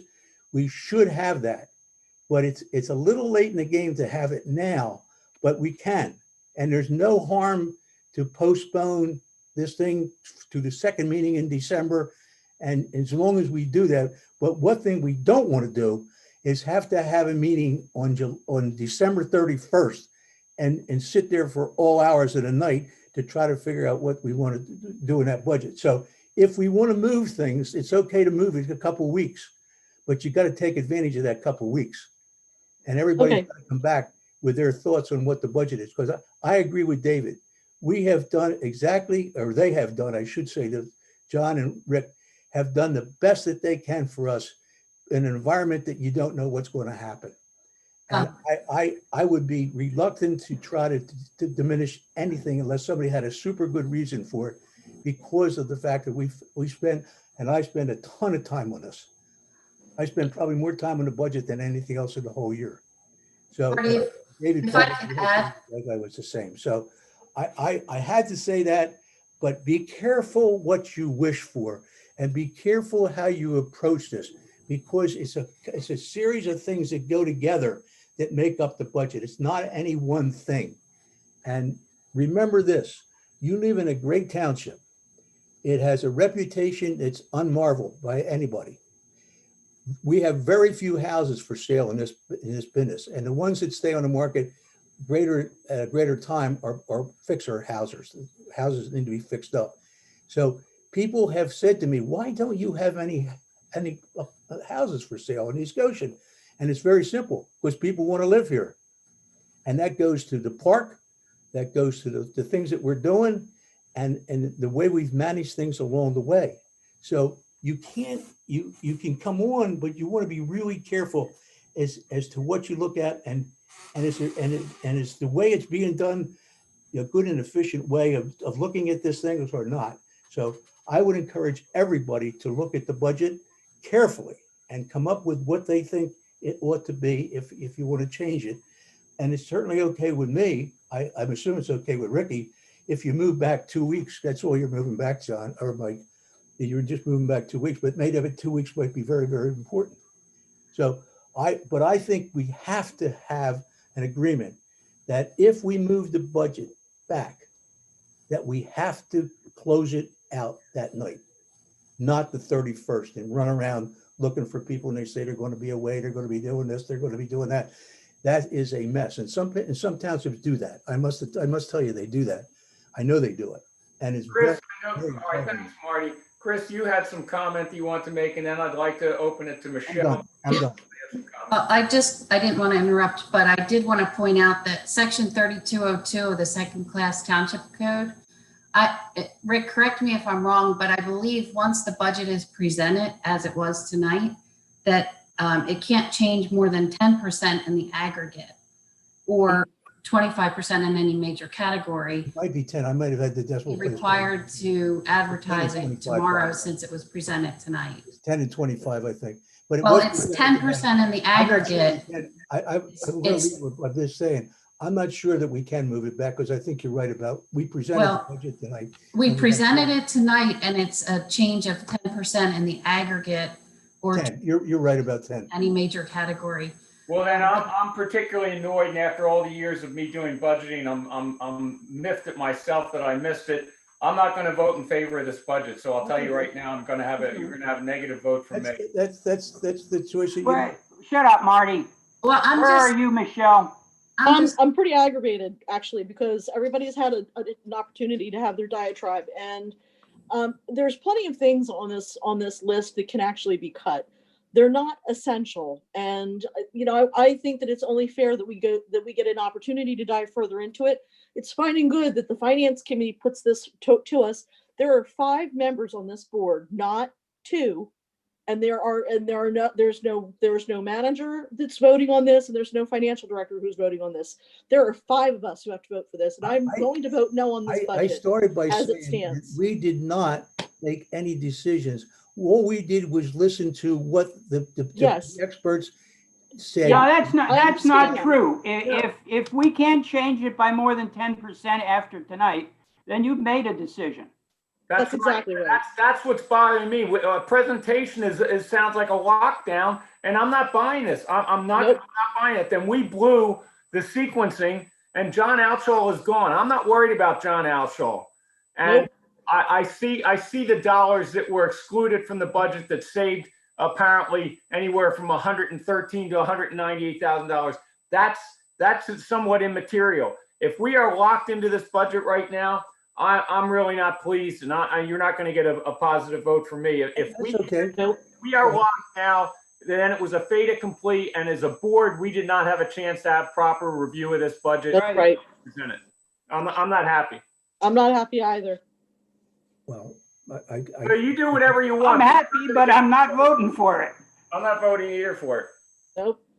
I would So Chris, you ought to figure out the next step once we can't agree on the budget, that whether we go to the local court or what happens in January. But I've lost track of the second class code. Clearly, I'm miffed at myself that I missed this. Once it's presented, I did not know that caveat that we're locked in. I really missed the boat here because we shouldn't have had the budget presented. We should have had another work session. Well, let me ask I a agree. question, serious question of Chris or Rick. If we vote against this budget, what happens with section 32 or whatever it is? essentially, the law reads that you have to advertise the budget at least 20 days prior to your adoption of it. And once it's advertised, that you're then subject to those restrictions of 10% of the total budget and 25% of any line or major category. Wait a minute. Wait a minute. That wasn't what we, Rick, that wasn't what we just heard from Chris. She said once it's presented. No, it's the law reads That's different. With them, we've got a different animal. We have it's completely different. That's completely different. Well, back up, Mike. The logic is the board just can't pass the budget in a vacuum. They need to publish it, that everybody know about it. And remember, this was written before the internet, when people read the newspapers. Okay. And then gave it 20 days. Then I would suggest that we take no action on this tonight. Okay. And next Tuesday, since essentially there's not going to be a whole lot to talk about anyway now, will just be voted to solely to talk about the budget. I'm on for We that. will provide everybody with the, and I will put it in the agenda packet, the budget and John's projections that he did for this thing, and we can talk about it next Tuesday. My concern is that if we wait until the 24th, and then all of a sudden, okay, you make your changes. So now we got to make the changes and somehow get it into the newspaper. We will be in the same situation where we'll be sitting here on December 23rd or December 29th, voting to the budget. So I would suggest that don't take any action on the budget tonight. I don't know if we'll see. I would suspect the ads at the paper, we could probably pull it because it's only computer generated. And we'll talk about it next Tuesday and go from there. Well, then pull it and let's talk about it next Tuesday. I And want a that- work session on this. I'm very angry about it. Can we Well, talk I about love it Monday in an executive session? This is permitted to talk about it in an executive session. No, Marty, no. Absolutely not. Marty, No way. and in fairness to the rest of the board members, what we did tonight was the same thing we've done for the last 20 years. They present the budget and then we back and forth. But if the board's not comfortable, we'll put it on next Tuesday's agenda and we can go through it line by line. Not a Make it problem. happen. So,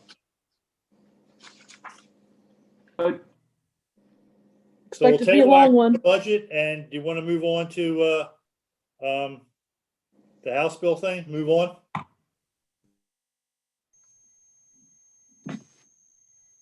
What'd you say? I said, I would suggest that the board's table action on the budget. I would ask that Susan, when she gets done tonight, that we email the local and see if they can grab the ad. If not, we'll just put a notice out that it was published in error. And next Tuesday, we'll focus, just go through the budget line by line, whoever you want to talk about, we'll go from there. Okay, I'm I gonna make a motion that we table this item until next week when we can discuss it line by line. Just make sure there's plenty of time. second, Hey, I have a question if I may. That, well, hold on, before we take any public comment here, I want to make sure the board's all set. So we're going to meet essentially it's going to end up being a budget work session next Tuesday. Is that right, Rick? Chris? Yeah, it'll be, the board is advertised to meet every Tuesday, so we can meet next Tuesday. I would suggest, it's like anything else, I would suggest starting next Tuesday. Because we wait till the 24th, we lost another whole, almost 2 weeks. Okay. So let's start next good Tuesday. idea. I would suggest if we're going to start Tuesday, we start at 6 o'clock because we're going to run pretty late and we're going to have the meeting. And I would suggest that depending upon how that goes, and no one knows right now how it goes, we start at 6 o'clock and take a break at 7 o'clock and conduct the meeting, come back and finish it then. No, Marty, this would just be the only item on the agenda. There's nothing else on the agenda for next week? Well, unless something comes up, but right now it doesn't look like it. But I mean, this is more important. Let's focus on the there's budget. no question about it. Because again, if the worst case is that we have to come back and meet on the 24th for a regular public meeting, we can. Or maybe we come back on the 24th to finish talking about the budget. But again, I would start next Tuesday. If the board wants to start at 6, that works for me. Do we have to sunshine that? Yeah, I that's suggest we ad start at in the 6 paper. Don't worry about it. It's an ad in the paper. I think we should start at 6 because I'll tell you, you never know how long it's going to be. If you're Are going we allowed to have public comment before our vote? Yeah, I'd like to ask a question. Who is that? I say, It's Russ. if Michelle That's or right. somebody over there said it's going to go line by line, it's going to take a while to go line by line. Yep. I can tell you. Good, Russ. Hey, my question is that I'm trying to follow all this stuff on the budget as presented, as Rick was presenting it, but the delay in YouTube is so far off. You're on the third slide before I can even read the second slide. And is there any way to publish this information so that all the residents can see this firsthand versus trying to listen to it on YouTube? It's on the webpage. It's on the website. Okay, then where is it on the website? Under the budget, hold on, I'll get you the exact page. Yeah, it was probably published It's- last Thursday, Wednesday or Thursday. Yes, It's under services. finance, finance, budget. and budget. And there is a list of about 10 different items that are associated with the budget. From the budget letter, the PowerPoint presentation that was on tonight, the WEGO budget, the general fund summary budget. You couldn't have a better menu of detail in the entire county. I don't think there's a better setup than maybe Chris and John and Rick have put this budget together. So it's all there, Russ. You'll be able to see it in full detail. Okay. Now, can we attend those meetings that you guys are going to have next week? Yep. To listen in? Oh, yeah, it's an advertised meeting. Yep. The question That's is, the whether we're going to one for next re-advertise it Tuesday. at 6 o'clock or just keep going at 7. What, Russ? The one for next Tuesday, we have your special Yeah. meeting. Are we able to attend Yeah, that? Russ, we have to. The only way we can go into an executive session is if it's legal or personnel, and this isn't. So we'll have to have it publicly. No, we're going to have to, I would suggest we start at 6, that's all, and advertise it. Well, we can only have one motion on the floor, and I think there's a motion and a second to defer table action on the budget tonight and defer to next week. So if we act on that motion, then somebody can make a motion to start at 6. Call Was a there vote, any- Marty? For me? Call a vote? Well, who made the motion to table the meeting? Who was that? I did. That was That was me. Michelle. Okay, thank you. Was there a second? Mike had seconded that. Mike, okay. Okay, all those in favor of that motion? Aye. What? Now, Marty, did Wait a you minute. make a motion to David? start at 6? David, are you in- Opposed, no. Were you 4-1, 3 ayes? okay. Wait a minute, were you 3 ayes? Yes. David, I think No. David and I are opposed. I mean, we're Yep. opposed. It's 3-2. 3-2, okay. So now the question is, do you want to start at 6 or you want to stay at 7? Make a motion that we start at 6. I'm up for 6. Seconded. And everybody better become prepared. Oh, yeah. Yeah, it's a one and only chance because we got time constraint. I think part of the problem that what John has, because it's the same timeline as we have every year, part of the reason is he doesn't get the healthcare numbers and some of the other numbers and the insurances until now. So you don't really know what the hell you're getting. And he thought we were going to go up and we actually went down in some of them. So it helped us. So that's one That's of true, but those numbers are locked in. You can't change them. No, it's really complicated. It's more complicated than you think it is. But anyhow, we'll start at 6 o'clock next week, right? We have a motion and a second, Marty. You need to vote. John made a motion. I thought Michelle seconded it. Didn't she? Yeah. Mike seconded. John made the motion. Mike seconded. And I thought we voted. Didn't we vote? No. No, not on it starting Oh, at okay. 6. All those in favor of that motion to start at 6 o'clock? Aye. Aye. Aye. Is anybody opposed? 5-0. All right. Start at 6 o'clock. Okay. So Susan, Susan or Rick will just have to re-advertise. I'll advertise it, yep. And Yep, no problem. put a thing in our thing for the way you get into this thing. Yep. You know, your wonderful way of getting us into these Zoom meetings. Okay, we're done everything, right? No. Did we? Wait a minute, we didn't get through, we still got a bunch of, Yeah, we're on new business B. we still got a bunch of stuff to Yeah, go. new business Yeah, we B. do. Yeah, we do. Support of the House bill.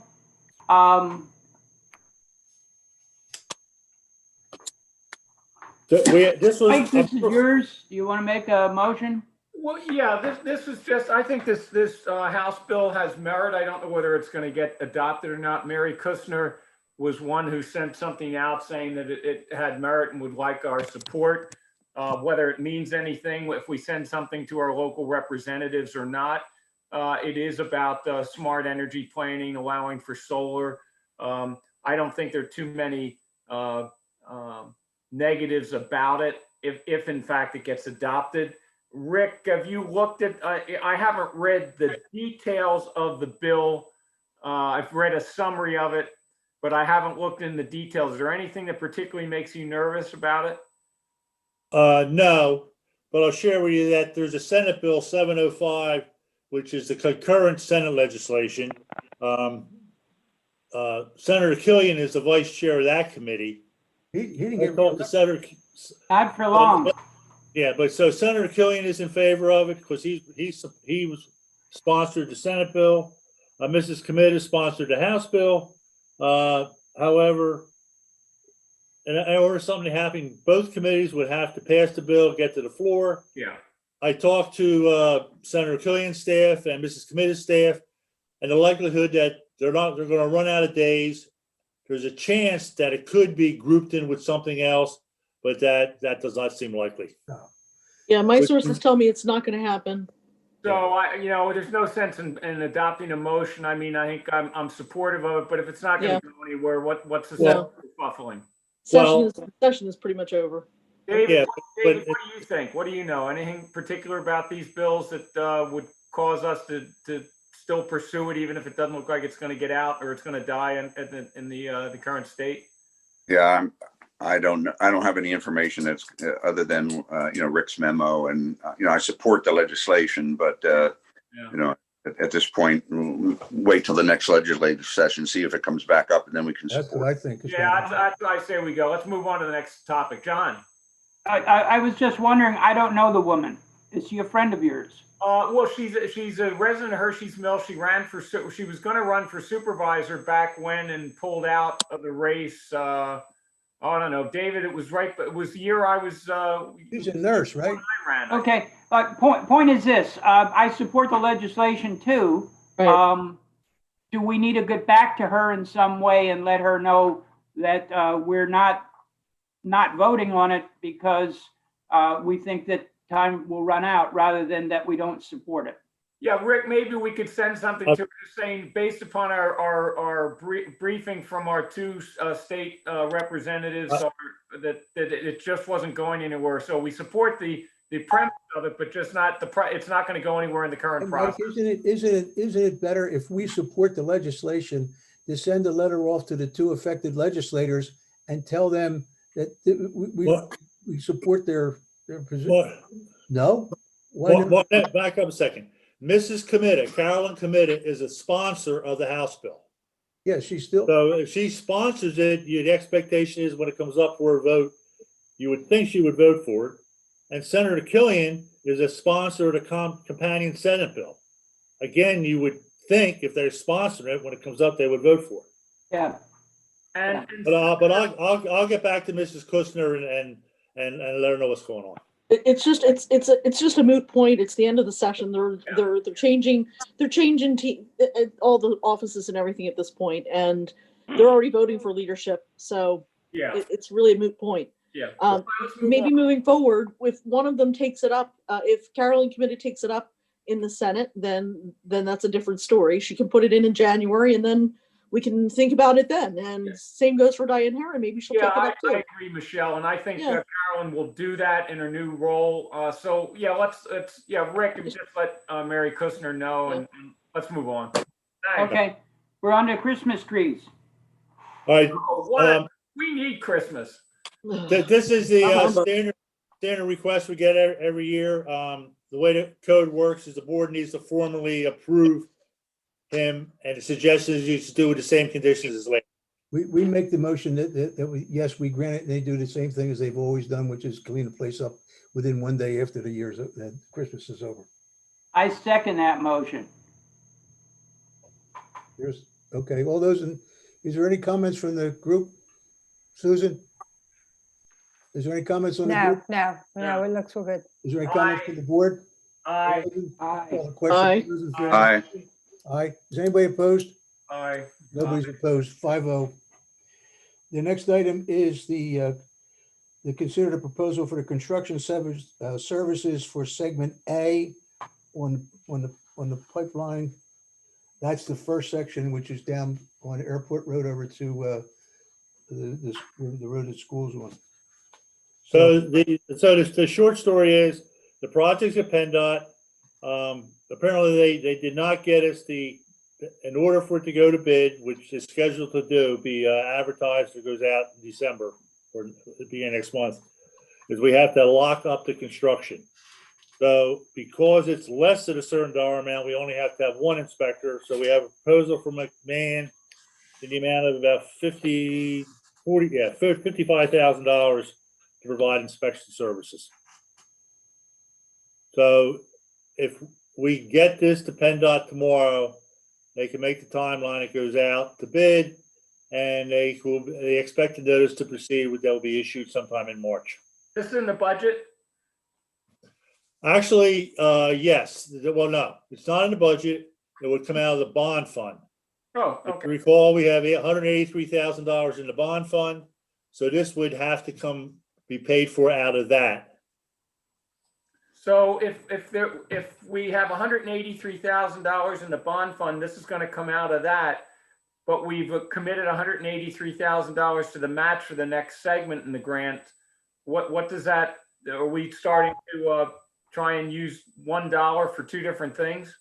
Yes, the off chance is that perhaps we will get assuming that the board approves this, and if we get the grant for $3 million, then we would have to come up with the extra $193,000.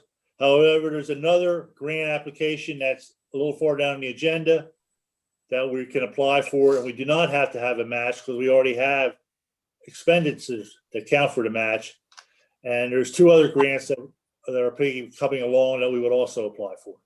And what happens if we don't approve this tonight? Well, then PennDOT won't put the thing out to bid. And so it's another 6 months again before the. No, they probably put it out to bid every month, but it's at some point, I guess, what happens to the project? Yeah, I mean, we have a grant funding for it, so. This is section A, right, Rick? This is for section A. Why We have the funding. why are we doing anything on section A before we know what's going to happen in section B? Yeah, Well, because we have grant funding for the construction of section A. Section A connects us to West Goshen. Never do B.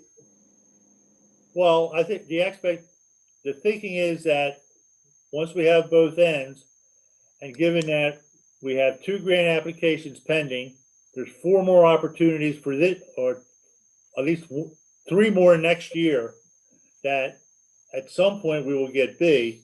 And what we have been told, and I don't want to speak for Jason, is that the thing that holds us up on B is we do not have the right of way. We have the money for the right of way right now. We are in conversations with the 4 property owners, and the expectation is that sometime within the next couple of months, we will have acquired the right of way, which essentially makes us a lock, if there is such a thing, to get the grant for B. Okay, so we're holding up, hope that we get a grant to fit for this, what I'm going to start to call now the gap section B, but we have grant funds to complete section A. We just need the inspector to do that work, and to avoid a further delay, we approve the inspector tonight. Is that the gist? Yes. I can support it. Yeah, I don't think we have a choice. I do think if we get section A done, the gap, we're going to be stronger to be able to get that filled in with grant funds. So, and the right of way is an important, or the easement, the approvals from the property owners is important. If that's in the under conversation, I would expect we're probably going to work out something there. You agree with Mike? I wanted to ask a question. I wanted to ask about, so if we delay this vote on segment A, and it just slows segment A down a little bit till we find out if we get the grant, multiple grants. I mean, is that the worst that's going to happen? Is this going to slow us down a little bit, and that's it? Yes, though I would have to check to see what happens with the grant. I'm not sure exactly. We already have the grant for this section. No, but I'm saying usually the grants have a time limit when you have to expend the funds. Yeah, Right. I was replying to Michelle. We have the grant for this section, so yeah, that's the issue. And there's a time limit on it?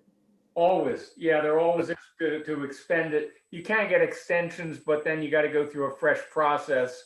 And that's a little bit more bureaucratic tediousness. If we have the grant, I think we should, my sense is I would not dawdle with it and use, oh, there's Jason. Yeah, let me make one quick point on segment A versus segment B. So I think the thinking when we applied for segment A was that it was a segment that could be easily done with less right-of-way needs, that didn't have the environmental considerations segment B has, Yeah. and was at a much lower price point. And when we talked to the grant funders, they said we would have a much higher chance of getting segment A versus segment B, 2 years ago or 3 years ago when we applied. So segment A is fully funded, I guess, outside of this inspection cost. The other thing is that I would say if we delay, 1 month or 2 months for PennDOT, I think we'll be fine. But the issue that we run into, if we try and delay segment A until we find out about segment B, which could be next spring, is we do have, it's typically a 3-year time limit from when you sign the contract to when you have to have the funds expended. We run into that issue. But the more significant issue is that all the funding sources, DVRPC, Chester County Planning, the federal level, all those folks are all involved with all the grant programs. And so we run the risk, if we don't accept the funding for grant A and move forward with that, is that those folks will never give us funding for segment B because of what we did with segment A. And I appreciate that logic completely, understanding a little bit of the grant process. They see what we've done. This is a further commitment. I'm going to make the motion at this point in time that Mr. Chairman, I'd move the Board of Supervisors authorize the chair to sign the proposal for construction services for McMahon for the construction segment A of the Paoli Pike Trail. I'll second. Can I ask a question on that, Also, please? I'd like to ask a question. Also keep in mind that this is the section that connects the business park to the trail, so it's. Okay. I want to be clear, because we've talked about the grants and we talked about the grants. This 54,880, is this a grant money or is this coming out of East Goshen's pocket? If we paid for from the bond fund. East Goshen is paying for that. So, Yes, yes. Essentially we're paying for it. Yes. Okay. We bought them, yes. I also have a question. Wait a minute, wait a minute, I thought we were talking about that we need to apply for an inspector fee, but the money for construction comes from a grant, isn't that right? Yeah. That's not what Ricky said, though. This isn't construction. We need to pay for the inspection of the construction. And that's what the $54,000 is, to pay for that inspection. The inspection. The inspection. Of the work that's done by the grant. For the work that's done by the contractor. We need to pay the inspector. The contractor, but the contractor being paid with the grant money. Yeah, we're paying the contractor with grant money, but we need to pay for the inspection. Right, the same as before. Okay, that's fine. I agree. We should do it now. It's going to help us in the long run. Can't hurt us. I have a question. This is Christina. What is the harm in waiting until we at least secure the right of way from the landowners? Right. We don't need what happens for this section. We have the right of way. I thought you earlier just said that you don't have the right of way for this. We don't have B. We don't have B. We have a gap in between, Christina. We don't have the right of way for section B. We have the right of way for section A, which is the farthest west. Okay, I misunderstood then what was being said. But if you don't get the, I understand it. We have everything in place except we got to authorize the inspection, right, Rick? Yes. Yes. The rest of it is the construction money will take it. The grant will take care of the construction, and we already have the permission from the owners. hey, this is Russ. I got a question on that, please. Yeah, go ahead. So what I'm hearing is that you're going to go through with Section A, and Section B will be still left up in limbo. So, and you have to get the right-of-ways from the individual landowners for that section. Does that put the landowners in a bad position that you will force eminent domain on them to have to give those right-of-ways? Or can they demand more money from the township for the right-of-way? Good questions. The way PennDOT works these projects, because of the money we're using, we follow their procedure, which is the same procedure PennDOT follows. We had a consultant to conduct an appraisal. PennDOT has certain appraisers who review them. We then sent our appraisals to the PennDOT reviewer proposal. There's a consultant that reviews appraisals, and they confirmed that our numbers were okay. In other words, that's how PennDOT does it. They do the initial appraiser, they have a second one done to review it. So we have taken that step to follow both of them. Right now, we don't have any indication that they are not willing to do it. But again, it's a negotiation, and you are correct. If push comes to shove, the township has the ability to exercise eminent domain, and in which case they do, they would then be entitled to the money that we said we would pay them, and then they would then also then be entitled to, if they dispute that, take it to a jury review, and perhaps they could get more if they provide evidence to support it. So right Rick, now we don't need. Right now we're not talking about eminent domain. I'm just saying it's a fact that we have that ability. But if these landowners refuse to take your offer, then you're going to force them to do what Sunoco did to our landowners, aren't you? We have the exact same power. Yes, Sunoco, PennDOT, and public utilities have the exact same power of eminent domain. Yes.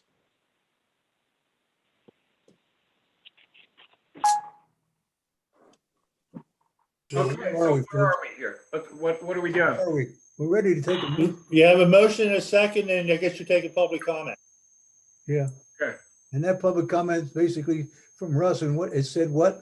Yeah, that's good. So we have the motion in a second. We've had public comment, and now I would ask Mr. Chair, we call for the vote. Let's go. Is everybody ready to call for a vote? Yep. Okay, I'll call for the question. All those in favor? Aye. Aye. Is there anybody opposed? Nay. Hey, 2 opposed and 3 for? 3-2. Next item, let's go. 3-2 in favor. Okay. Marty, at the pipeline task force, back last month, they approved 3 motions, which you have in front of you. Yep. So the first one, well, I'm sure you all read them. So I guess I don't know how you want to act on them. Yeah, yesterday we at this stage of the game, everybody probably knows, and I will tell them, we met with our lawyers yesterday, and we turned that part of the program over to David, since he's the liaison and has the most information with respect to this, and that's what we decided to do. So I would at this time turn the program over to David. Thank you. As a preamble, we'll talk a little bit about what we've learned so far. First of all, the subsidence is located along 352 in the PennDOT right-of-way, is actually above the original 1930s pipeline, which has been abandoned and filled with grout back in the late 90s. So it's not an active pipeline. The active pipeline is actually under the roadway on Route 352. Since October 21st, we requested, and PennDOT agreed and had their geologist inspect the subsidence. And on November 1st, we were advised that, and I'll quote, they found no evidence that the subsidence is related to Sunoco activity. But PennDOT did ask the Chester County Maintenance to continue to monitor that location. So PennDOT's geologist at our request has come out, has looked at the site, and they've rendered that opinion. The second thing is that Mark Miller continues to monitor the subsidence weekly, and there's been no change to the depth or dimension since monitoring began on October the 19th. We paid particular attention after the heavy rainfalls that we saw a few weeks ago, and there have been no further changes to the depth or dimension or size. We reached out to the PUC, and we've been advised that their geotechnical firm, ARM, is aware of the subsidence and is investigating it. We've received a 30-day extension notice on our right to know request from the PUC, the Department of Environmental Protection, and the Attorney General's office. We continue our discussions with the Chester County government officials and our state representatives. I can report to you that I've had a conversation with Carolyn Comita, who's had a conversation with PennDOT representatives. It's my belief, and I think Rick has said this a couple times, that it seems like we could settle this issue if PennDOT would come out, excavate the subsidence site, look at the geophysical structure underneath there, and once and for all determine the situation. So that's the request that I've made to Carolyn Comita. It's the request that she's made to Gene Blum at PennDOT. It's their right of way. Could affect their roadway. So it seems like they probably take the primary responsibility. So looking at the pipeline task force motions, they approved a motion that the Board of Supervisors asked Chester County to utilize the county's current geologist. We are in discussions with them about that, with Geostructures, who has done the work for them in 3 other locations. The second thing is the task force unanimously approved the motion that the Board of Supervisors partner with Chester County and other municipalities. They're experiencing similar problems. We've done that with Chester County, and our council and Chester County's council are also involved with other municipalities. So we're moving forward with that. Finally, the task force asked the board to revoke the existing municipal erosion and sedimentation permit. Our township staff has reviewed it. Our attorneys have reviewed the erosion and sedimentation permits, and they've concluded that Sunoco is not in violation of the permit. So our attorney advises that we don't really have grounds to rescind that permit. That is where we are right now. Does anybody from the task force have any questions? Christina? Yes, I'm here. Christina, go ahead. Yes, thank you. Can you hear me? Yes. Okay. So I'm glad I have a list of things here that I just wrote. I'm glad, David, to hear you referring to it first as a subsidence, because on the township website, it refers to it as a depression. And I think that needs to be remedied, because that is not accurate. It needs to be called what it is. So I think that the township needs to address that. Who is it? Who's determined, Christina, that it is quote unquote subsidence? Is there a geologist of that we recognize, or someone that's recognized subsidence as an operative term? Well, I'm glad that you asked that question, Mike, because that's what we've been asking the township to get accomplished all along, is for a geologist to come out there and to evaluate the site and to confirm what was in the whistleblower's report. Okay, so we don't know at the moment that the subsidence is an effective term. It could very well be just a depression, but we don't know that it's subsidence per se, if that has a particular indication to it in calling it under that particular name. The whistle. Depression. I'm sorry, this is Caroline Hughes. The whistleblower himself, who was a geologist, called it a subsidence multiple times. And a depression is simply what you see on the surface. The void is beneath the surface. Right. And it's not going to turn into a giant sinkhole until the ground fails below and reveals the void. And we don't know But, if there's but a- you don't have, but a depression is a characteristic of a subsidence and a sinkhole. Okay, but we don't know that there's a void yet. I mean, that's again partly related to further geologic subsurface investigation, correct?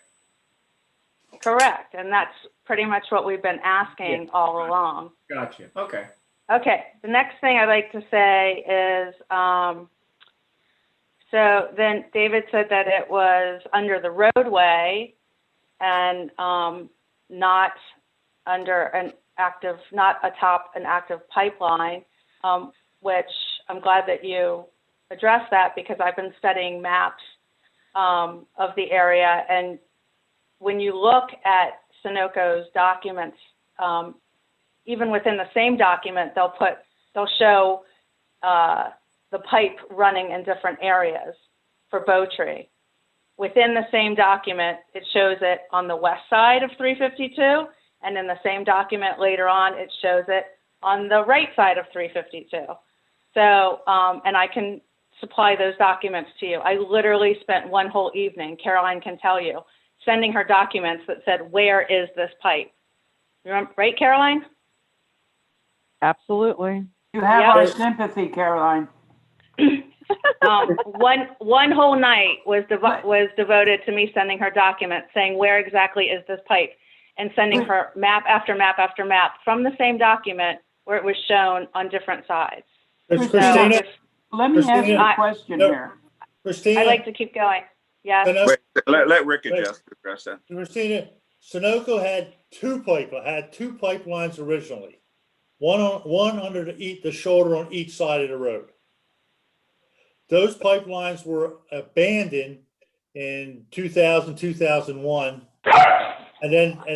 But both pipelines are now under the travel lane under the blacktop. So the original pipeline was the grass. Okay. I'm talking about the HDD reevaluation report for Bowtree that they literally just submitted. In that document, it shows it on different sides. And in that document, it first says that the pipe is on the west side of 352, but then you look at the drawing for it, and it shows that it's on the right side of 352. Which pipe are you talking about? I'm talking about the 20-inch. No, the pipes that pipes David referred to are the original 8-inch and 12-inch pipes. Those two pipelines were underneath the grass, underneath the shoulder of the road. I know, on my side, on Marydale side. And there was also one on the Bowtree side. Those lines were abandoned in 2000. And the new pipelines are now underneath the blacktop. I know, but when you look at the whistleblower documents, they're showing where in relation to the pipe and the fracture that hole is. Yeah, the whistleblowers, I don't think the whistleblower was aware that the 1930 pipeline had been abandoned. Because if you read his statement, he makes reference to that it was over top of the 1930 pipeline, which was very brittle. I do not think what he also makes reference to, and what is important, is that it is in the alignment where the fracture trace intersects with the wetlands. Yeah, the drilling, and because of the drilling, could you please stop interrupting me? Because of the drilling, the water flows through the pathway created by the fracture trace, and that is what results in where the subsidence occurs. The only reason I mentioned that it was the inactive pipeline it is because there was information out there that it was an active pipeline. That doesn't eliminate the issue that there's a fissure there or a fracture that could be caused by the drilling. And I totally agree with that. I was just trying to make some clarification of the pipeline, but as I said, it'd be interesting to if we dig it up, then we'll know, won't we? Okay, and then may I ask a question? The reference to the PennDOT geologist, is that Retu? Who is that? Sarah McGinnis, McInnes. Sarah McGinnis. Yeah. Mm-hmm. Can I pull us up to the 30,000 foot level again, David? Or Pipeline Task Force? My question is this: if we spend $24,000 on a geologist and they find out that there is a problem, a void or a potential sinkhole, where does that leave us?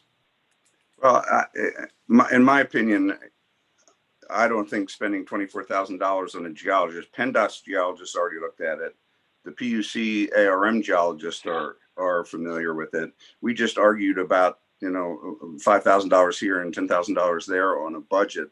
I'm not, I don't understand why we'd spend $24,000 on a geologist when I would suggest that we wait and find out what Gene Blum's answer is to now Senator Comita, soon to be, regarding digging it up and taking a look, see what's there. I mean, I think that, and that way PennDOT incurs the expense and we have a definitive answer whether or not that's subsidence and there's a fissure or a void underneath that area.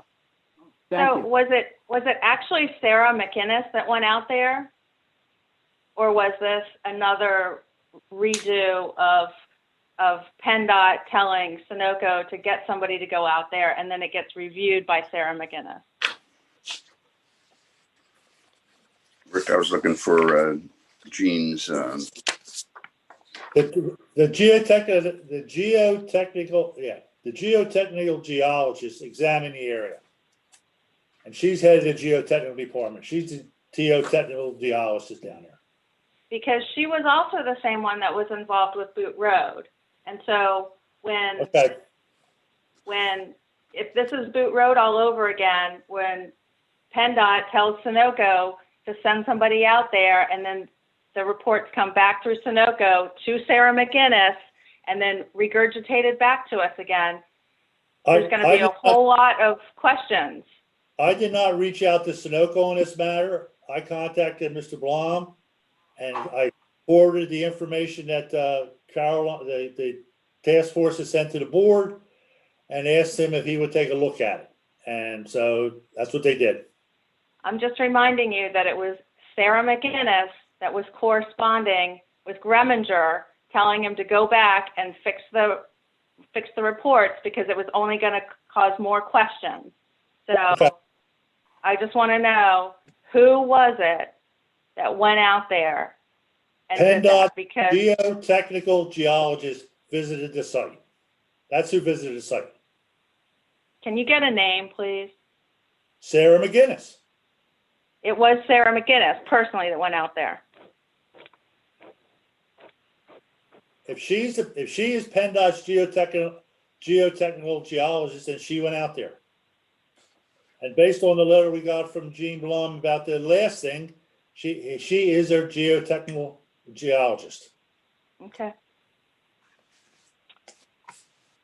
So where are we here? I also find it difficult to believe that we can't spend $24,000 to get a geologist to go out there and investigate this when we just 10 minutes ago decided to spend $50-something thousand on the trail. One of the things that geologists. I'll turn it over to Caroline. $24,000 only took you to a certain place and you needed someplace else, and I'm not sure how much money that would be before you got to the answer, as I understood it when I read it. Now, I'm assuming I read it correctly. But I think from our perspective right now, based on what we know, that the two best people to go out there, the two best agencies to go out there is, number one, because it's there right away, would be PennDOT. And second would be the PUC, because they're the ones that's responsible for this stuff in the first place. So I think the problem is you believe that we should do it or pay for it, somebody to do it. The board is not of that same position at the moment. Now, that doesn't mean it won't get there, but at the moment, it's relying on one of those two agencies. Why would this township believe anything that came out of PennDOT based on how many months we had to go back and forth to pull information out of PennDOT for Boot Road. And even then, we seriously questioned the validity of it. And now we're going to go back to them again and ask them to go through this whole exercise again for something that's so much more serious. I think that we have to finally step back and stop relying on other people and other entities for valuable information and start being a little bit more self-sufficient and be willing to spend money on something that relates directly to the safety of our residents instead of spending money on a trail that we don't even have all the segments in line. Well, I mean, I'm frustrated. Christina, you're characterizing something as serious. We're trying to find out whether it's serious or not. And I'm not ready to spend $25,000 to dig a hole when there are others that are either capable of doing it or are contemplating doing it on something that I don't know whether it's serious or not. There is a depression. There may be subsidence. There may be a void. I'm not sure what pipeline it's associated with after the discussion. I'm not, and with the current state of the budget that we're in right now, no, you're right. You're right. I am not ready to spend $25,000. The trail is a project well underway, needs to be completed, and that was part of the continuity of the trail. $25,000 to dig a hole at this point in time. I'm not going to support that. I don't know how serious it is, and I haven't been able to get information from anybody as to how serious it is at this point in time. So that's the way I feel about it. This is Caroline Hughes. I just want to add that the geologist that made these allegations to begin with, as you mentioned in the last meeting, did have a conversation with the council for the township, and it is my understanding that this person gave specific instructions and specific details as to why he or she made the claims that this person did. Okay. And for 3 years, as you know, we have had trouble in this township with this project, to say the least. We now have credible allegations by a geologist that was on site, as we said before. Well, wait a minute, Caroline. Let me interrupt you here. This is John. This is a whistleblower who was terminated from the job by Sunoco. To say that his allegations are credible is a little bit farther than we really know we can go. I've had unfortunate experiences with whistleblowers and people who have been terminated from jobs, and they are willing to say things that aren't true in cases. So we have to be careful there. So John, I try to speak with statements that are backed up, and the whistleblower's allegations are corroborated, and there is corroborating evidence in forms of emails and texts with other geologists that are on the site. So it is not just one person's word. When you and Christina talked to Guy Donatelli, did you tell him that? He knows this. He hasn't come back to us with that information. Well, I open it to the board members. I didn't hear that from Guy the last time we talked. No, I find that hard to believe. I didn't hear that from him. As a matter of fact, everything that we've said so far has been approved by Donatelli.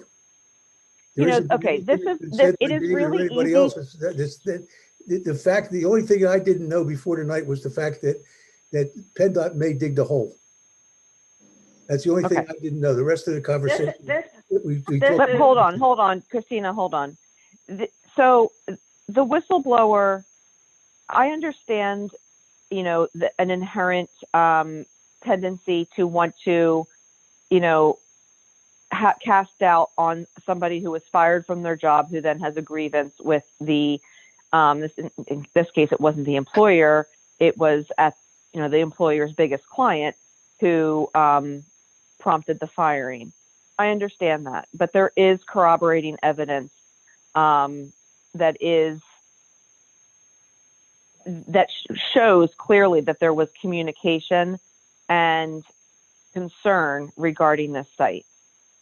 I also think that this person is also a lawyer in addition to a geologist, and what that the reason I mention that is that that gives this person a credible background in both geology and enough understanding of the law, who this person also apparently practices it, to know whether or not what his legal maneuvers, the two legal maneuvers that he is a part of right now, has a legal basis enough to move forward with it, enough that he's willing to move forward with it.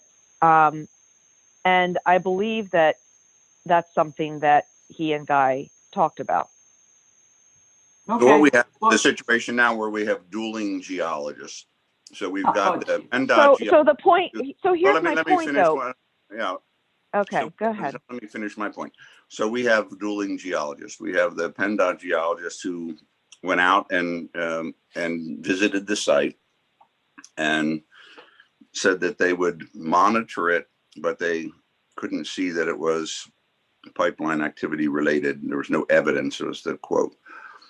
We have a PUC whose ARM from Hershey is aware of the situation and is monitoring it. Haven't set up any alarms. We have a whistleblower with corroborated evidence that says it is an issue. So here we are as a board with experts on both sides.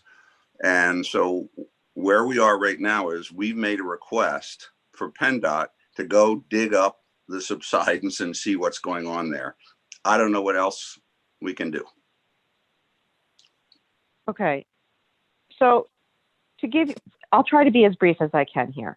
The geologist from PennDOT, we have no idea what her data collection methods were, how she came to that assessment, what kind of tools she needed that she utilized to come to that, her, expert conclusion. The whistleblower has an entire study and data, two of them, one in January and one in May, that objectively measures the concerning area and has communicated that the geological conditions at this specific site, as he put in his letter, mimic and are similar to the geologic conditions that caused the Revolution pipeline to fail. And so I believe that there is enough concern with those statements, and we know specifically what methods they utilized to come to that conclusion versus someone who went on site. Did she go with some kind of equipment to make measurements, to look at the subsurface? I don't know that she do anything other than assess the top of the ground. And I don't know the answer to that. If we had a geologist that was hired by the township or maybe even the county, we would be able to control the parameters of the exploration and examination of the sinkhole so that we would be able to have enough objective data and valid results that we would be confident in saying, yes, this is fine, or no, it's not. We have had experience with PennDOT coming back with questionable, not questionable, but methodology that was problematic and that it took a while. This way, given the concern, given the potential for a problem, we have the ability to control what is being observed, measured, to our satisfaction that the public, this immediate area especially, is safe. Do we have jurisdictional authority to dig at that exact location? We don't know. In order for us to conduct a test bore, we would have to get a permit from PennDOT. But the only other comment I would add is that as far as we know, the PUC got a complete copy of everything that the whistleblower, his complaint and his statements, which I would assume they passed on to ARM, who's currently investigating. And which leads me to one more statement, which is ARM is problematic as an organization who has done work for Energy Transfer as well as the PUC. There's an absolute conflict of interest. It has been the subject of discussion of usage of ARM in multiple legal complaints and has been written about in terms of the conflict of interest and the conclusions. ARM also initially ruled Lisa Drive as relatively unproblematic to continue construction after the first round of sinkholes, and we know how well that ended up. So, there is a lot of, for those that are really paying attention on this project and the problems that has arisen, ARM is very problematic in terms of the conclusions that it's reached at other problematic sites, most notably Lisa Drive. Well, I'll tell you, at this point in time, after 3 years, I don't know that there's anybody I can trust anywhere. I mean, nobody's to be trusted. I don't know where to go as an elected official, spending taxpayer money on a hole that I'm not sure what it is. And no, there's nobody to be trusted. The Attorney General for Pennsylvania doesn't respond to the letter. PUC isn't responsive. The consultants that are hired are not to be trusted. I don't know where to go. I mean, the conspiracy here is just beyond my ability to make a rational decision to spend money or to do anything else associated with this. I'm sorry to say. Well, that's exactly why we have said that it comes down to, at the end of the day, those of us who have the most to lose are the ones that need to stand up for the safety of the residents, and that's the township and the county.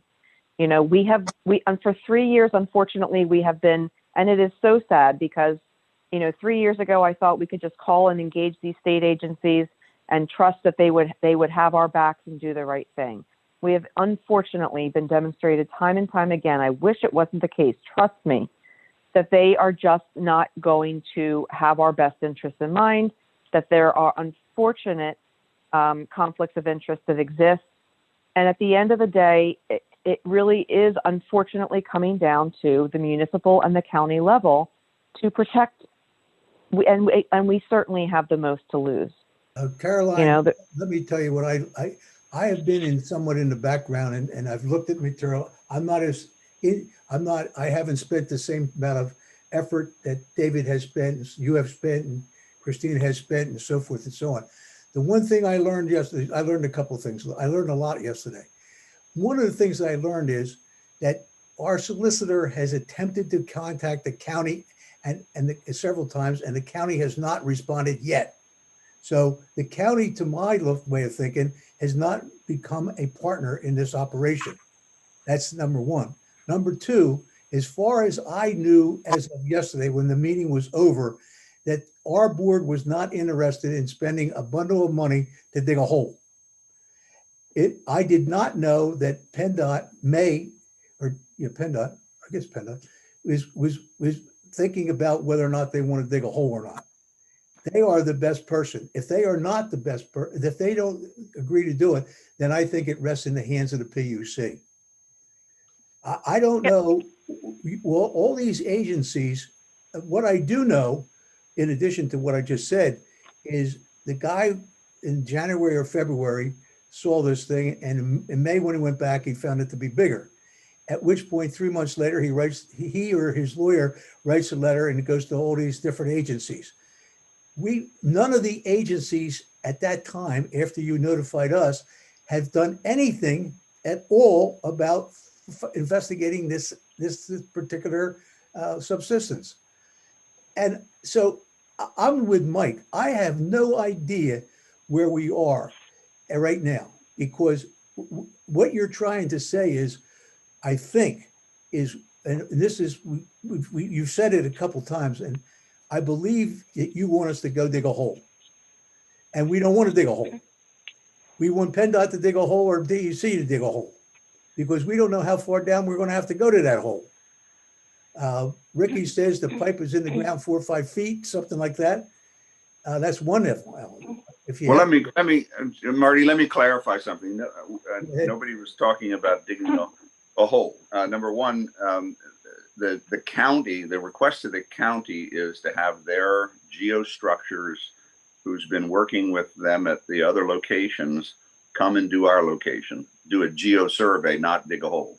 So that's the request to the county. We're still waiting to hear from the county. You're correct in saying that we've reached out to the county and we're not getting a lot of great response, including I'm waiting for a phone call return myself. Number We got two one is homemaker. that the second request is, you know, PennDOT could resolve this by, rather, they've already sent out their geo survey person. We've made a request at the highest levels of the state to Gene Blum, and they're not considering digging a hole. We've made a request for them to come and just resolve this issue by, you know, digging there in the surface and find out whether or not there's any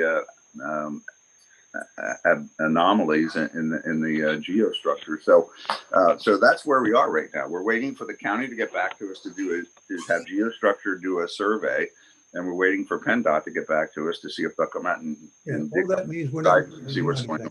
That's where we are. Hey, David, it's Bill Wegeman. Can I ask a question? Yep. Okay.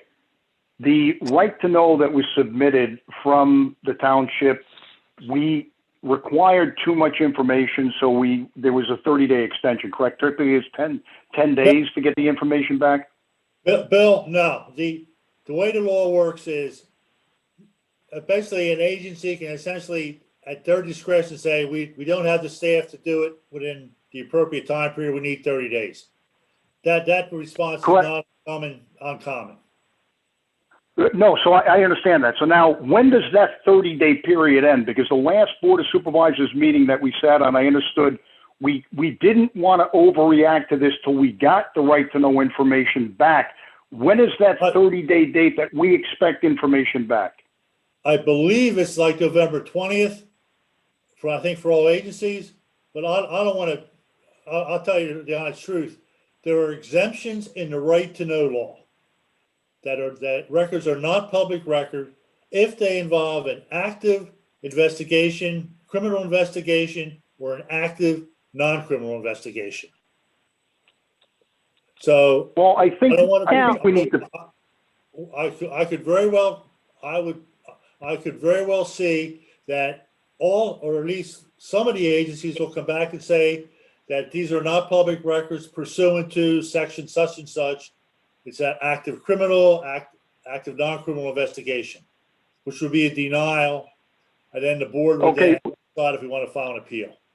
No, Rick, I understand. So with all that being said, just to cut to the chase, if we get to the November 20th and we don't get the information that we need, we have to have Plan B, which is either we spend the money on a certified geologist, not to come and dig a hole, but do the actual survey of the property to see what we have, or we get the PUC to come out and do that.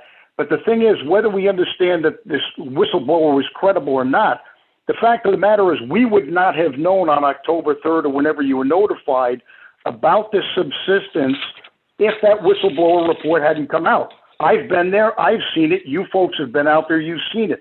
Something is going on causing the ground underneath, and that's the tip of the iceberg that we need to know. So we can't just say, well, we don't know what to do at this point in time. We have no idea where to go. We don't know who to trust. It's in the township's interest to say we need to have a Plan B come after November 20th on how we're going to handle this procedure, because it's just going to get worse. I think we have Plan A, which is the approach to the PennDOT to dig, and the approach to the county to do the geo survey. So, the right to know is kind of Plan C, right? We may or may not get that information, but that doesn't mean that we don't have a path forward. And we have Plan A and B, which are the PennDOT and the county path. I just want to say for the record that when we work with PennDOT for the Boot Road and Wilson Drive incident, that it took about a year and a couple back to the drawing boards to get an accurate answer. And I'm still really kind of unsure with the methodology that was used. And so, I think that having skepticism over the person who came out and said, yeah, I don't really see a threat to the pipeline. From what I could see, it looked okay, paraphrasing, what Rick said, with no understanding of how she came to that conclusion and what methodology she utilized to draw that conclusion. given the potential issue, is I don't think that that's being paranoid or dramatic or alarmist. I think that there is reason for concern. And I'd just like to add, can I just add something? I take I take note of the fact that everybody keeps using this term to go out there and dig a hole, because I think that there's a tremendous misunderstanding of what actually needs to happen. Nobody has even said anything about 3D mapping, MASW, microgravity. I think that there is not even the slightest understanding of what actually needs to happen at that site. And the idea of spending money to dig a hole is such a dramatic minimization of the work that actually needs to be done there. It's really disheartening to hear. This is Lex. Let me just kind of 2 cents, only because it's been a long discussion here. I would prefer, unless somebody can make it clear to me, that we never use the word monitor without some kind of data-driven methodology. I would prefer, David, that we say visual inspection. That might mean that someone drives by on the way to Wawa and sees that it looks okay. And on the way back to Dunkin' Donuts, it doesn't look that bad. That's a visual inspection. If it's a monitor, it would seem to me that there would be some data that goes with it, some kind of... That's not what we're doing. And so we're not going to call it a visual inspection, because we're doing visual inspection, but we also have our own staff going out with surveying equipment and monitoring it using data. They're doing measurements of the dimensions, the depth of the subsidence. So that's surface. Number two. Surface.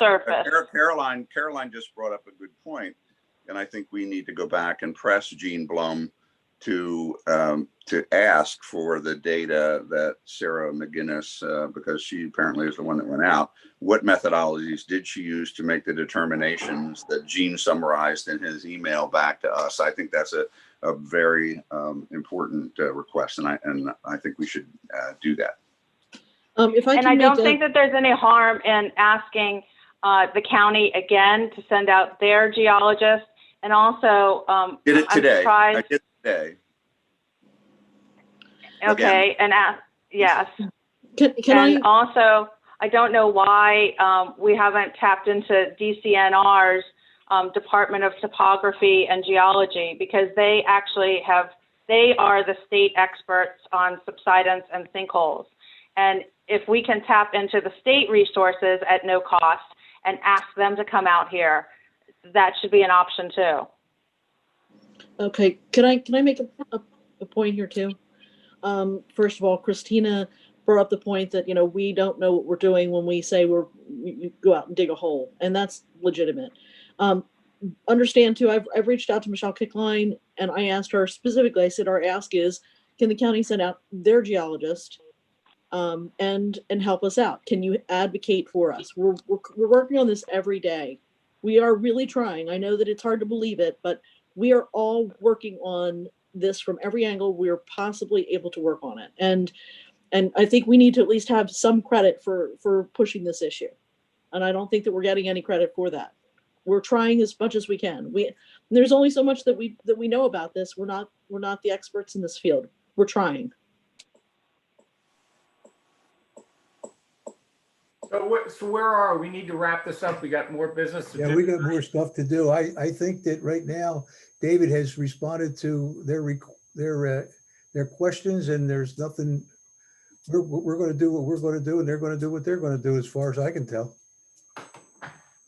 Does anybody else want to chime in? Because I think that they've allowed, Christina and Caroline have allowed and said that the township would take over and do whatever's necessary to find out what's going on. We're saying, wait a minute, we're going to exhaust all options until we get to that point. And David's done a lot of research and talked to a lot of people about this. So along with he's not the only one. I'd like to explore the DCNR avenue because that's something that we haven't done. So I'll talk to the task force about that. I just sent Caroline a whole list of contacts for DCNR, Department of Topography and Geology tonight. Okay. I'm sure she'll forward it to you. There's nothing we can do. Does anybody want to add anything to it now? Because I think we've exhausted the conversation.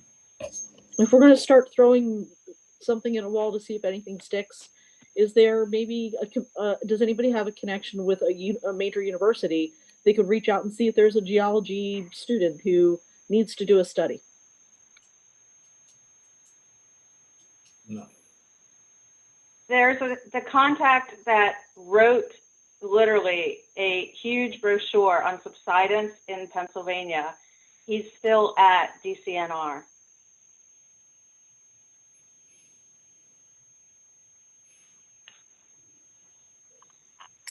All right, I think that we need to move on because at this point, I mean, we're kind of we've exhausted this at this point. I think We're at a log jam. I'd say we're at a log jam.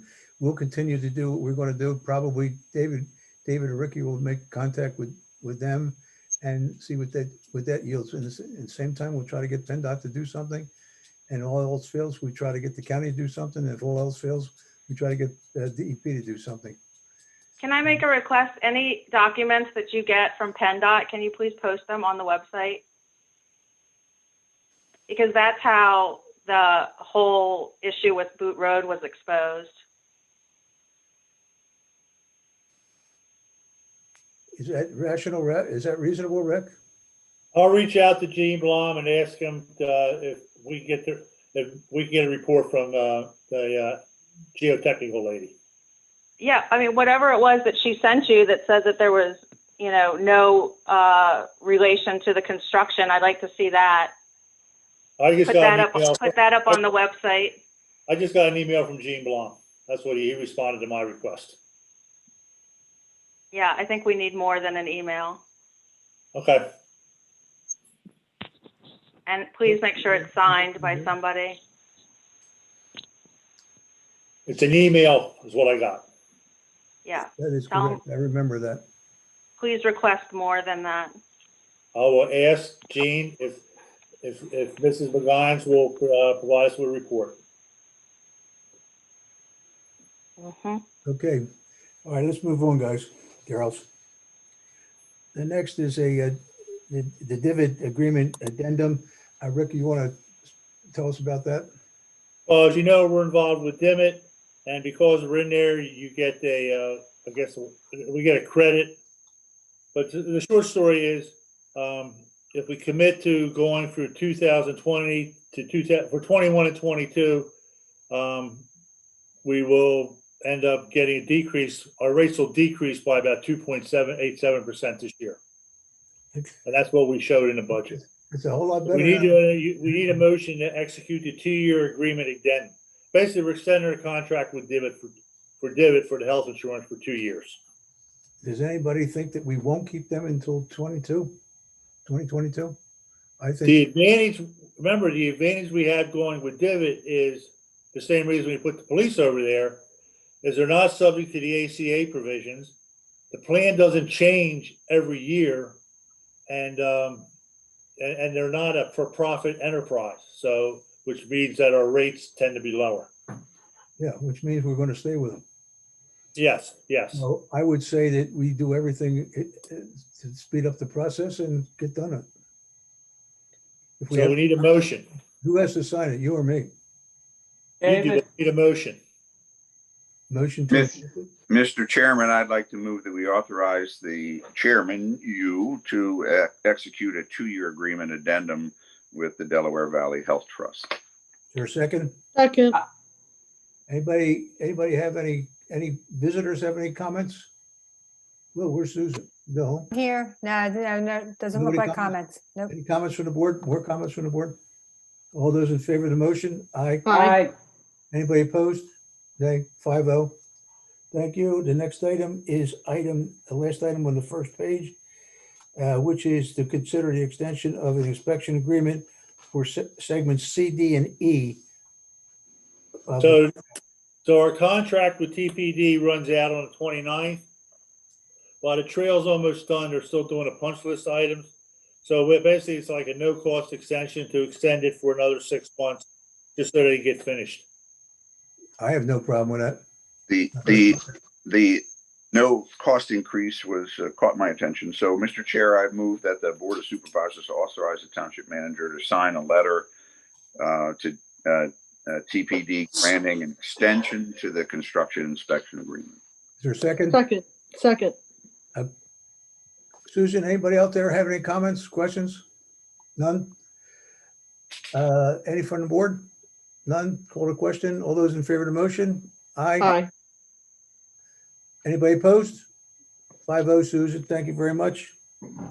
The next, we need to consider a DVRPC Regional Trail Grant application. Is that the one you were talking about before, Rick? Now, this is Jason. Yeah, that's what I mean. This is why Jason's here. Yep. So, Jason, you know what? I like you with your new hairdo. Oh, thank you. That's my COVID hair. It just keeps going. Okay, what do you want to tell us? So real quick, tonight on the agenda is a DVRPC Regional Trails Grant application. This would be applied to make us whole for the October 20th application that went in for the multimodal program through CFA. So the grant program before you today, Regional Trails Grant, it would go towards our construction inspection for segment B, which is $184,460.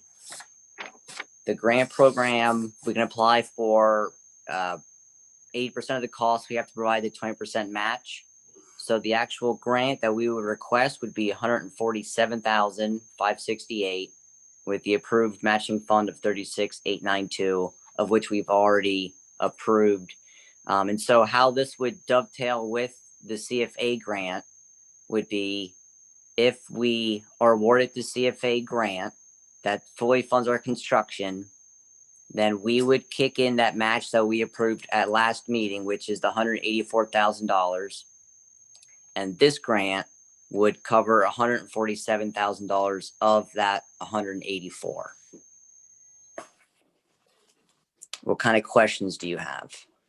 Jason, when you get all done and said and done, does that mean we're taking some of our money from section B and applying it to section A to get around the cost, the fact that we're not going to spend any money on section B? Well, I mean, section A, from my knowledge, was fully funded through the grant programs, through the TAP set aside money that we got. So I mean, segment B, if we get the CFA multimodal, which would cover the 2.6 million for construction, and we got this grant, it would leave us short for segment B, which is 3.6 million to $36,000. And that we're applying for a grant, right? No, the grant tonight is for 147,000. The one that's left over that you just said is left over, hanging out there. Right. I mean, there are other multiple grants that we can get, you know, to cover that $36,000, you know, obviously, but does that answer your question, Marty?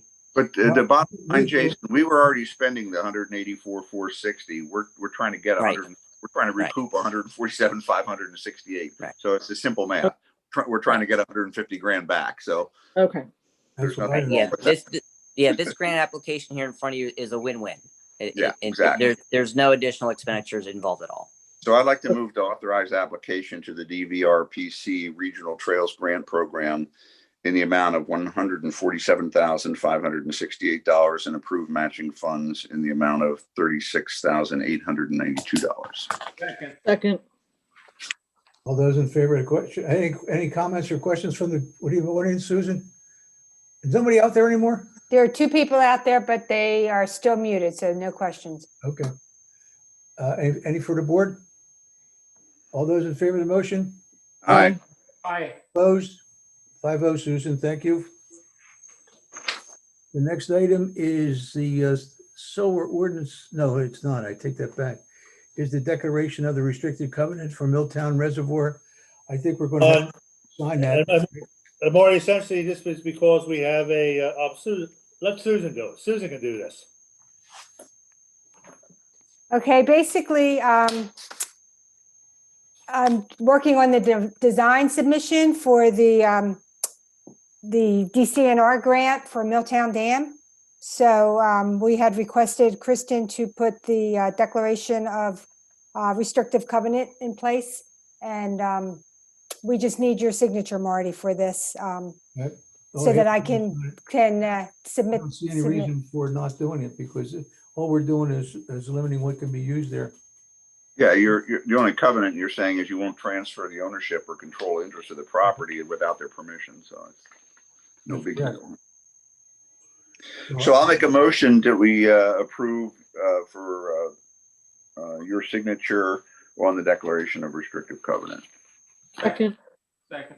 Any comments or questions from your group, Susan? None from the board? All those in favor of the question? Aye. Aye. Anybody opposed? No. 5-0, Susan, thank you. And the last thing in the agenda, with the printed agenda, is consider a solar ordinance amendment. So Marty, in our zoning ordinance, we have a provision that says solar systems have to be 3 feet from any roof edge, valley, or ridge. However, when you do 3 feet on each side of a valley or impose this restriction, it reduces the amount of solar panels they can put on a roof. And we subsequently found out that our requirements are more strict than what the fire code requires. And so there are a number of grant programs or tax advantages that are expiring by the end of the year. And the Planning Commission talked about this the other night, and they recommended that the board approve and adopt an ordinance to take that provision out. So that people who want to apply for or take the credit can sign contracts and do all this by the end of the year. So what we're asking for the board tonight is for the board to agree to advertise a hearing on this ordinance amendment for December 1st. Yeah, David and I were there. You didn't have a problem, did you, David? No, and I'll move that the Board of Supervisors support a zoning ordinance text amendment, eliminating the dimensional standards within section 240-3201E pertaining to the placement of accessory use rooftop solar energy systems on rooftops, and direct staff to advertise a zoning ordinance amendment hearing for December 1st, 2020. Seconded. Anybody upstairs got a comment, Susan? Nope. Anybody from the board? I'm just going to comment that this is actually a really good move. We really need to make this happen. We actually did our solar panels under the former ordinance, which actually was just to comply with the fire code. We have a ton of panels on our roof, and we're putting out a lot of electricity. So it's a really big win. Okay, call the question. All those in favor of the motion? Aye. Aye. Anybody opposed? Okay, 5-0, Susan, thank you. Does anybody have any other matter? I don't. I just have one comment. Going back to the budget, since I'm new to this whole process, and I was under the impression that once the budget was proposed tonight, we had to advertise it and then changes could be made to it. Would you find it helpful for me to read the section 3202, which is very brief, but outlines the guidelines for this process? Sure. That we're all under the same understanding. Go ahead. Okay, so this is section 3202 for the annual budget. The Board of Supervisors shall annually prepare a proposed budget for all funds for the ensuing fiscal year. The proposed budget shall reflect as nearly as possible the estimated revenues and expenses of the township for the year for which the budget is prepared. A township shall not prepare and advertise notice of a proposed budget when it is knowingly inaccurate. Upon any revision of the proposed budget, if the estimated revenues and expenses in the final budget are increased more than 10% in the aggregate or more than 25% in any major category over the proposed budget, it may not be legally adopted with those increases unless it is again advertised once at least 10 days before adoption, and an opportunity given to taxpayers to examine the amended proposed budget. And then it goes on to say about major category. But then section B says, upon the preparation of the proposed budget, the Board of Supervisors shall give public notice by advertisement once in one newspaper of general circulation in the township that the proposed budget is available for public inspection at a designated place in the township. After the proposed budget has been available for public inspection for 20 days, the Board of Supervisors shall, after making revisions as are appropriate, adopt the final budget not later than the 31st day of December and the necessary appropriation measures required to put it into effect. So if Yeah, that's helpful. they pull it tonight, or Ricky, or Susan or Ricky writes a disclaimer that was a mistake, we're back to zero, correct? Yes, because again, you go back to the intention of the law is they want the Board of Supervisors has per budget. They have to give 20 days notice before they adopt it.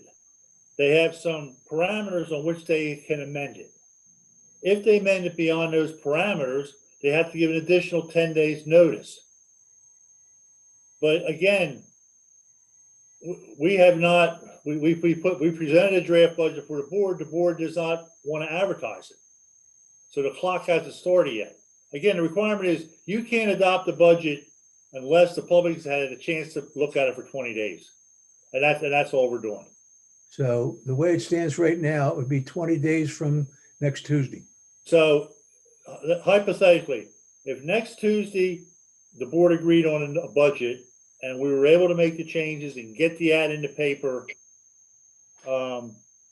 Wednesday or Thursday, you could not adopt it on December 1st. You would have to adopt it on December 15th. Is that a problem? Pardon? Is that a problem? No, December 15th. Okay. The other thing I heard when Chris read that was that we can't amend the budget up, but it didn't say that we can't amend the budget down. The idea is you can't change it. No, that's not what she said. Read it again, Chris. Says,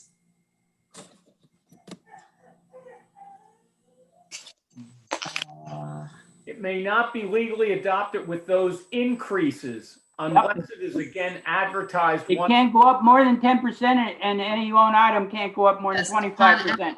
It doesn't say we can't cut the budget. I think that's right. upon any revision of the proposed budget. Isn't tonight the proposed budget? Yeah, it is a preliminary, Chris, it's a preliminary budget tonight.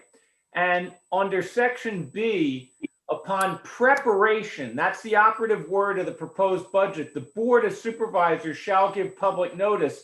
Well, the Board of Supervisors shall give public notice through the advertisement once there's a consensus of the board that it's accurate to advertise. And we didn't have consensus that it's accurate to advertise. So there's no, the preparation is kind of a moot word. I know what it says in the second class code, but it's a moot word if there's not an operative action or an assertive action by the board to say, we think that this preliminary proposed budget is accurate now, so we want to put it out there to the public. We didn't agree that it was accurate, and that's why we're not advertising it. So therefore, there, as Rick said, there's no clock that started on it at this point in time. The process is not officially underway.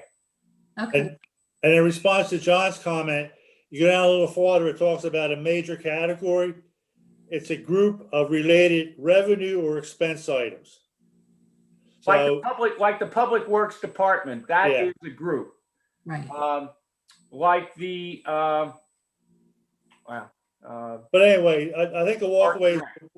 We're good for Tuesday.